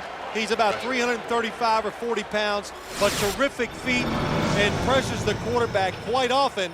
Just doesn't get there to get that sack. The early word we get about defensive end Michael McCrary is a fractured left hand. Jermaine Lewis is deep. Calls for the fair catch and makes the catch at the 35-yard line. 2:19 to play. Jamal Lewis and Sam Gash in the backfield. Lewis gets the handoff, tries the right side across the 35 to about the 37. But you got to admit, the people of yesteryear are pretty smart. We go there and do our appearance, and they give you all the speaking lines, and I just sat there. And I did that well. You did. You were outstanding. Thank you. Here comes Michael McCrary. He's not going to miss this. His hand might hurt, but you're leading 24-7. You know the other offense is going to throw the football. Good time to be a good defensive lineman. You know, we're not going to let it go either. We told you about his dancing. We're going to get to it soon. Trent Dilfer, deep drop. Throws over the middle. That's complete close to midfield to Ben Coates. Coates with the reception for the first down at the 48-yard line. Trent Dilfer's taken as many big hits as a quarterback in a Super Bowl than I've seen in a long time. But he hangs in there. You know, Brian Billick says he might not be the prettiest quarterback. Michael Strahan gets the hit on him, but he says he's very resourceful. You know, people, you know, we jump on him too quick sometimes. He has the big arm. He moves around their back, moves around better than people give him credit for. And as we've seen tonight, he can stand in there, deliver the football when pressure's in front of him. Dilfer 10 for 23, 131 yards and a touchdown. And they'll keep it on the ground here. Lewis dipped to the outside and is cut down as he approaches midfield by Jason Sehorn. Well, you're talking about feeling comfortable. The Ravens, they've only been in this position about, I don't know, 15 times this year, where they get a lead and they go, okay, here we go on offense. Take your time. And Trent Dilfer's job is to snap the football with about 1 second left on the clock. Well, he'll have to get a snap off here before time expires in the third quarter. 2nd and 8. Takes the play clock down to about 6. Fakes, rolls, throws, has his man at the 45-yard line is Shannon Sharp. And with that, time will expire here in the 3rd quarter. Down on the sideline, that is the rookie Ron Dixon taking an IV. He's worn out. He's been running up and down the field. That's amazing what they can do now, isn't it? From the 45-yard line. Out of the shotgun, that's Lewis, Jermaine Lewis, and he keeps it to about the 42. Trent Dilfer went to the wide receiver slot. Well, right away, you got to know it's a run. Trent Dilfer splits out as a wide receiver. That eliminates a lot of problems for a defense. That's not nice. But you know what it was? Just a diversion the Ravens are trying to create to pick up a first down to knock off about another 3 or 4 minutes on the clock. Kyle Richardson comes on, had 2 punts blocked in the playoff game against Tennessee. Ike Hilliard at his own 10-yard line. No one will block this one as Richardson gets it away. And the fair catch is called for and made at the 8-yard line. The Ravens lead at 24-7. Kerry Collins from the shotgun at his own 8-yard line. Pulls it down, rolls, throws, underthrows Tiki Barber, who is then undercut on the far side of the field. It's incomplete, 2nd and 10. Well, the one thing you always look at, and we talk about so many things in the NFL now about why teams winning and, you know, what's the new thing, they're throwing the football, but boy, it's amazing how it always comes back to the big and the strong. And so far in this game, the Ravens have been bigger and they're stronger, and they basically have overpowered the New York Giants. They have been the biggest and the strongest all season long. Collins lost the football. It's on the ground inside the 5-yard line. And the officials say the Giants have recovered. See, that's the difference. When you play this team, and as a quarterback, when you move, you've got to know somebody is chasing you. And especially when you're playing the Ravens, Michael McCrary chases everything down. He never stops. Watch Kerry Collins. He looks down the field. What's he see? Nobody open. Moves out, and you can see Michael McCrary come all the way around Lomas Brown and gets rewarded for his hustle. McCrary, fractured right hand, no problem. Caused the fumble. 3rd and 14. Here comes the blitz. Collins gets rid of it. Throws, incomplete. Number 84, Joe Juravicius, was the Giant closest to the ball, and the Giants have to kick it away. Kerry Collins, you know, everybody talks about you need to throw the football against this Raven defense. When we talked to him, Greg, I think he was hoping to watch films and go, okay, maybe we can. You look at the films, and one of the first things that jumps out to you is what? Man, their corners are really, really good. The Giants will talk about after this game, should it go on like this, their inability to convert on 3rd down. They are now 1 of 11 on 3rd down tonight. Maynard kicks. The ball will bounce at the 40 and take a Ravens bounce. And the Giants are going to hope that that touched the Baltimore Ravens. And the officials say no. I think it bounced over the Raven defender. But they have a formula, and they're about to stick to it right now. Jamal Lewis with the carry. Matt Cavanaugh says our formula with the lead, we pound the football, take time off the clock, and don't turn it over. You know, it's a tough way to play quarterback. Trent Dilfer in Tampa Bay, a little discontent because they weren't throwing the football enough. He wanted to be the focal point of the offense. He goes up to Baltimore. They got a really good defense. You don't get the throw line, and it's hard to get in rhythm. It makes it hard for a quarterback. It's like saying to somebody in a basketball team, play defense for 2 quarters, then the 3rd quarter, well, shoot, make us a couple baskets. That's kind of how it is for a quarterback, but he has dealt with it very well, and that's helped him have success. Jamal Lewis, the lone back behind him, and he's going to throw. throws over the middle, has his man inside the 25-yard line, Ben Coates, who has suddenly become a factor on offense tonight for the Baltimore Ravens. 17 yards and a first down. Well, they kind of call this a seam pass, the Baltimore Ravens do. Metcalf, look at the blitz coming in there. Jesse Armstead. Ben Coates to the top of the screen. Again, Ryan Phillips one-on-one all down the field. Pretty tough coverage. And, boy, look at the size of Ben Coates.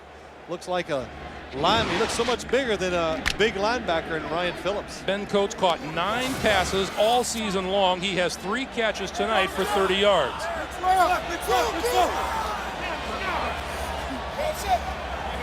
Clock continues to move, 11.5 to play.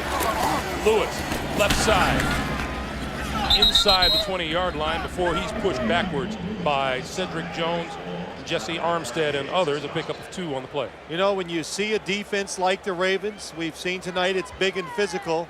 And then now on the other side, they got an offense that really matches it. When you practice against that Raven defense all the time, what's it do? It makes you pretty tough too. And this Baltimore offensive line is physical. They don't mind sitting up there slugging it out, and you keep hitting somebody, the other side gets tired. Baltimore's red zone offense, 6 times in, 2 touchdowns, 3 field goals. Or 2 touchdowns, 3 field goals in the postseason. And there's movement up front. Cornelius Griffin, number 97.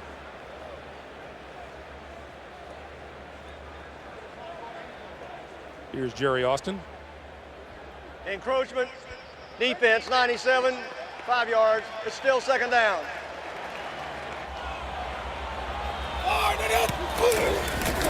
Lewis steps over someone to about the 13-yard line. You know, Greg, you go back and you listen to the players, and you remember what Tony Saragusa told us on Thursday? We're talking to him, and he goes, hey, guys, just listen to me. And he tells the truth a lot in these meetings, and I do listen to him. There's the big goose. He goes, there's no way that they can block us up front. The Giants are a finesse offensive line, and we just kill finesse teams. And, you know, I don't think we disagree with that. We just thought maybe they could pass protect a little better and give Kerry Collins a chance to throw the football down the field. Tony also said, I hope the younger guys on the team don't think, well, we'll get him next year, because he says, I might not be here next year. No one here is on a scholarship. Up the middle, Lewis stumbling inside the 5-yard line, 1st and goal.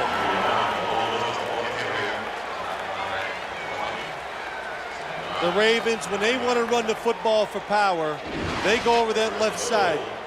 Mulatalo, number 64. The center, Mitchell, does a good job. Ogden gets his guy on the outside, and Harry Swain, all the way from right tackle, drives his defensive lineman across the formation and opens up a hole for Jamal Lewis. Brian Billick looking to his offense to put a nail in the coffin right here from the 3-yard line. Lewis and Gash in the backfield. Dilfer's pitch to Lewis. Left side, going for the end zone. Lost the football. No, the official says touchdown. Do that right over there. Come on, man.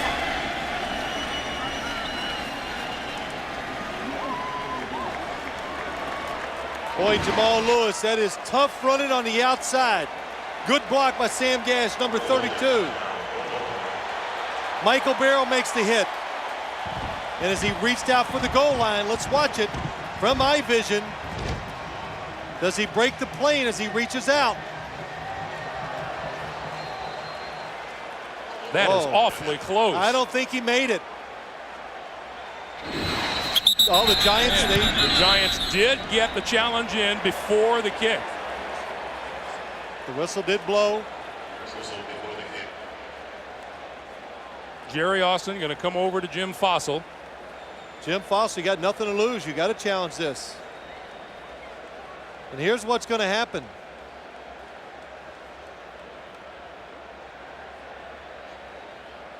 Jerry Austin's going to look at it and make a determination as to whether or not he still had possession when he got to the goal line. Now, the Giants are challenging the call on the field of a touchdown. And even though Jamal Lewis lost the football, it was blown dead, the touchdown. Now that looks different that time. The Giants cannot get the football here. They would, let's watch it here, see if we can see it, Greg. Possession, possession, possession. Oh. Looks to be a touchdown because the nose all he has to get. Yes, all he has to do is break that plane.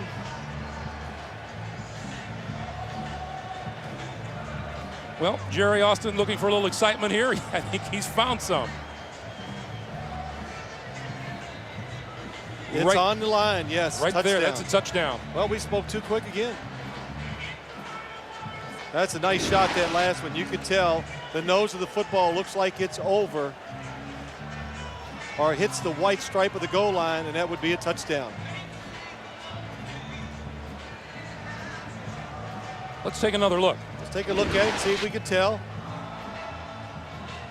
Well, that's a little too late. The ball's coming out that time. Well, all attention now turns to Jerry Austin, who's 4 children, and he says his 5 2/3 grandchildren are here. That's a good, it looks like that, to me, it looks like he has possession.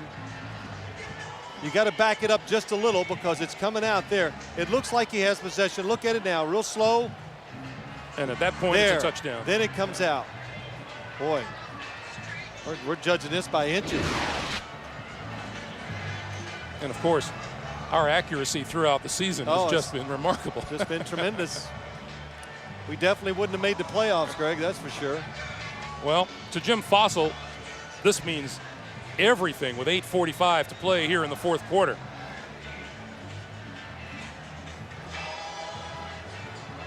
Trent Dilfer, and look at Brian Billick. Is Brian Billick showing any pressure at this point? Well, heck, I wouldn't either if I was up 24-7. You know, how about we talked to Jerry Austin yesterday. I said, you know, Jerry, one day you're going to stick your face in there and we're just going to have a little fun. We're going to throw some Three Stooges in there and we'll see how you react to it. I don't think Jerry would appreciate that right about now. No, not this time. Well, he's taken a good long look and has now made his determination.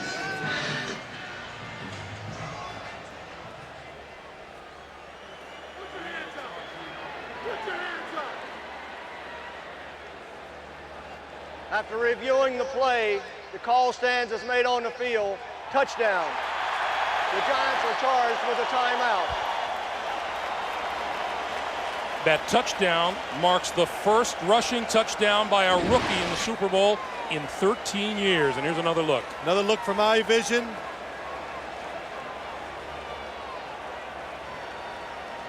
Breaks the plane of the goal line.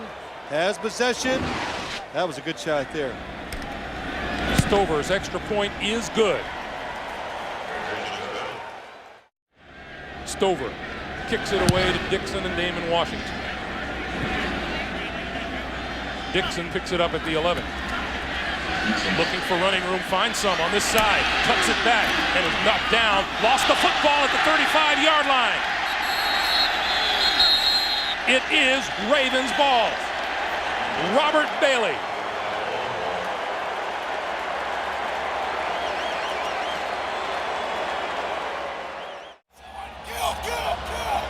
Lewis and Chuck Evans are in the backfield. And this is Jamal Lewis. Left side, breaking tackles, inside the 25, down to the 20-yard line and a first down. Jason Sehorn dragged him down. Such a tough spot for the New York Giant defense. Think about it, Greg. All season long, you fight, you get here in this situation. No emotion left. You know there's no way you're going to win the football game. And you got a Baltimore offense. Hey, they want to finish this thing out strong. They're on the opposite side, feeling good, feeling strong, and it's hard for the Giant defenders to bring down Jamal Lewis now. Jamal Lewis creeping up on 100 yards. This Giant defense has allowed just one 100-yard rusher this year. That was Eddie George back on the 1st of October. Lewis, left side, 20. Down to about the 17-yard line. Sean Williams and Dave Thomas with the stop. A pickup of 4, and it'll be 2nd and 6. You know, I got a question for you. You're sitting at home. You get to vote on the Super Bowl. You can log on, and you get a chance to vote for the MVP. Well, first, let's take a look at top running back performances by a rookie. for rookies, and Jamal Lewis. 26 carries, 100 yards, and a touchdown. That's not right to be a rookie and get to the Super Bowl, especially to be a featured running back. 2nd and 6. Lost the football. Hey! And Dilfer picked it up. So, Greg, let me get back to my question. You got to vote. Let's go. Who are you going to vote for the MVP? Well, I think in our conversations all week long, you and I said what Trent Dilfer has to do is go in there and control the game, not turn it over, give his defense a chance to put them in position to win, and I think that's exactly what's happened tonight. Yeah, he's been, I think the stats lie. He did miss a couple open receivers, but he stood in there tough, threw some big passes. Couple that really kind of turned around, 7-0, and he had Kadri Ismail down the left side right before halftime to make it 10-0, which I thought was a huge play in the game. And a perfect throw. Lewis. Boy, and what irony. Not only does Trent Dilfer come back to Tampa, but he comes back, and right now it looks for all the world as if he will be the Super Bowl winning quarterback. If you put an MVP trophy on top of that, my goodness. Or you can just vote for the whole Baltimore Ravens defense. But the thing about Trent Dilfer real quick that impressed me, we've talked to him now for a couple weeks, not once has he had one word of animosity towards the Tampa Bay Buccaneers. Just happy to be in the situation he's in, and just talks about all of his friendships he had with the Buccaneers. Matt Stover from 34 yards out, and the kick is good.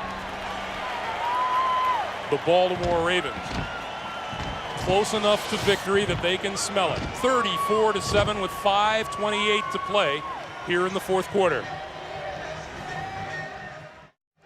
There is Ray Lewis. How about his story? Not just this week, but, well, it's a story that's been well documented. A year ago, his proximity to the scene of a double murder in Atlanta was such that he was charged with murder, and a charge that was eventually dropped. Lewis pleaded guilty to a misdemeanor, obstruction of justice. And as is always the case, there are two sides to every story. His side is that the legal system pursued him because of his celebrity status, and it's a system which found no reason to continue to suspect him of murder. And the other side, of course, the very sad, difficult situation the families of the two young men killed that evening see, that whoever committed the murders continues to walk free, and from their point of view, Ray Lewis still figures prominently in that equation. We sat down with Ray Lewis for more than an hour this week, and we'll talk about that as this ball bounces down to about the 7-yard line. Damon Washington picks it up and goes down at the 23-yard line.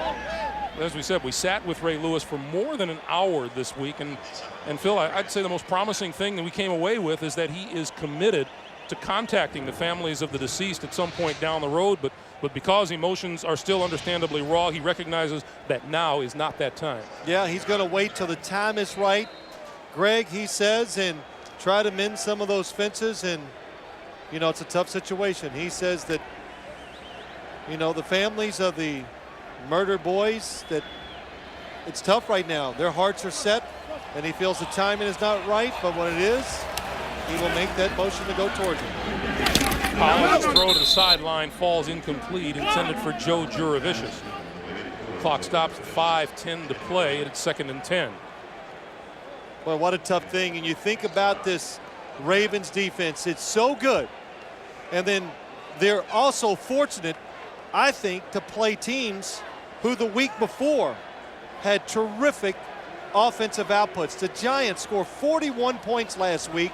They come in this game feeling really good and loose about their offense, and you go against the best defense in the league. Collins rolling this way and throws, and that's incomplete. The ball is dropped by number 88. And look at the Giants, the difference from 2 weeks ago to tonight. Total yards, 126. Collins throws, Barber has it. Cuts inside and is tackled at about the 27-yard line by Dwayne Starks. That means the Giants, until that play, if I'm guessing right, have gotten 10 yards of offense in the second half. And also, you know, Greg, we talk about those outputs. All 4 games the Ravens played in the playoffs, the team before them, not only they scored a lot of points, they had shutouts too. So you know, psychologically or however you want to put it, It's been tough. teams feel good coming in to play the Ravens. Jermaine Lewis, penalty marker is down. As Lewis dodges a tackle, gets up to midfield, still dancing, and then dances out of bounds. At about the 48-yard line, we have a penalty marker down on this side.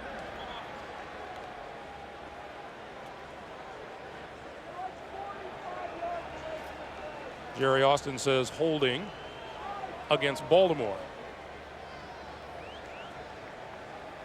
Holding during the kick. Number 21 of the receiving team, 10 yards, first down. Is the Baltimore defense really that good? Yes.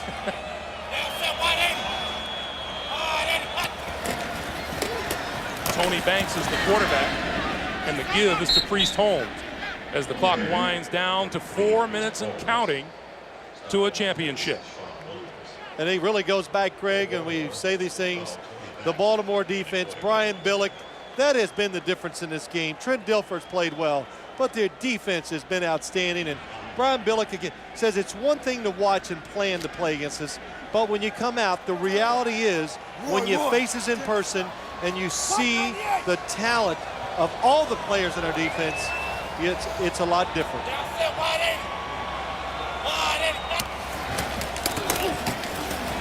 On 2nd and 5, Priest Holmes again. You know, you were close, quarterback. The New York Giants have managed 14 yards here in the second half, which means that defense, there's Michael McCrary. Now there's the dancer. There's the guy. There's the guy. And you know, his teammates make him do a dance every Friday at practice because he's so awful. He is. Here it is.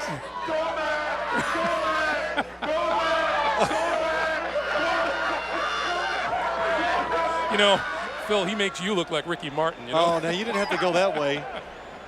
But Michael McCrary, you know what gets me is that he's such a terrific pass rusher and so fast that every Friday the Ravens have this little ritual they perform. He either dances. Keith Hamilton in on Priest Holmes. He either dances or as Ray Lewis says, we made him dribble a basketball 2 weeks ago. He can't even dribble a basketball. And I go, that is incredible. But you know what? To be that talented. He plays defensive end really well. Yes, he does really well. That's right. Tony Siragusa. It bears repeating. He said, I tell these guys, don't give me any of that wait till next year stuff because I may not be here next year. He said, no one here is on a scholarship. There is Art Modell. 40 years an owner in the National Football League. Baltimore comfortably in front of the New York Giants as we come back to Tampa. Greg Gumbel along with Phil Simms. Back in 1958 when Baltimore beat the New York Giants in the supposed greatest game ever played in the NFL, the Baltimore Sun sold a record number of newspapers the day after. Boy, they're going to sell a lot of newspapers tomorrow morning, Phil. They want to read about that team. Nothing like reading about a champion, Greg, and it's, again, just been a dominating performance, and the big and strong continue to win the National Football League, and that's what we've seen from the Baltimore Ravens today. Well, it was a record-setting defense that the Ravens put on the field this season. The kick to Ike Hilliard. Hilliard from his 24-yard line and down at the 26. Boy, special teams has done its work today. Offense, defense. Oh, no, I hope not. Kerry Collins giving up straight ahead to Tiki Barber. And the clock moving, a minute 40 to play.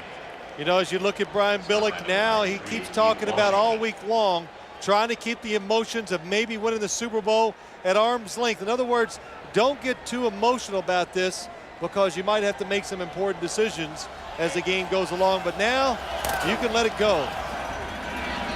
The pass is complete. And Barber is brought down at about the 30-yard line. You know, these Ravens have scored today by way of the pass and the run and a defensive touchdown, and they've scored on special teams. They've done it each and every way and convincingly. Well, the New York Giants, what will take a little bit of the sting out of the fact that you didn't win the Super Bowl, that it wasn't a game you're going to look back and say, well, we should have won or we could have won. They were thoroughly outplayed by the Ravens, and talking to people who participated in the Super Bowl, they lost. That was the feeling. If you didn't get a chance to win it, it does take some of the hurt out of the fact that you're going to lose. coming up on half a minute to play in Super Bowl 35.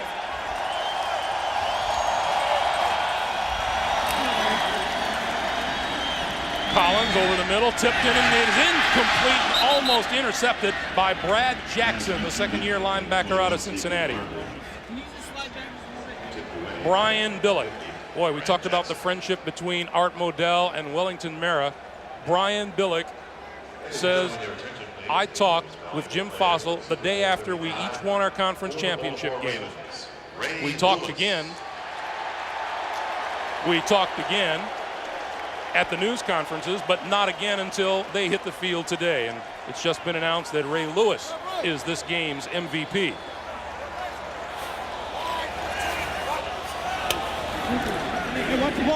Pass was incomplete, and Dwayne Starks was looking for another interception. There is your Super Bowl MVP.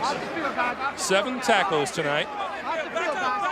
Well, he got off terrific start, Greg. You remember he had some big tackles. He tipped a couple passes that could have been intercepted.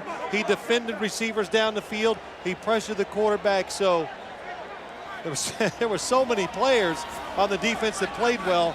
I thought it was going to be hard to pick one of them out for the MVP award. 3rd and 10. And 16 seconds on the clock.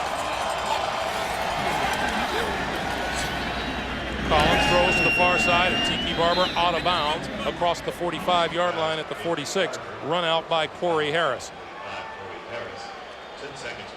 10 seconds on the clock. The crowd is beginning to form on the Baltimore side of the field. I thought the days of the defense were over in the National Football League, but just like last year, offense came out of nowhere. Defense became the signature here late in the season. Teams will now try to copy the Ravens' way. Barber looks like he's short of a first down, but time will run out. Or at least the clock is now stopped with 3 seconds to play, but people are charging the field. Jerry Austin winds the clock, and that will bring Super Bowl 35 to an end. This NFL Films production has been brought to you by NFL Network. Watch the National Football League 24 hours a day on NFL Network.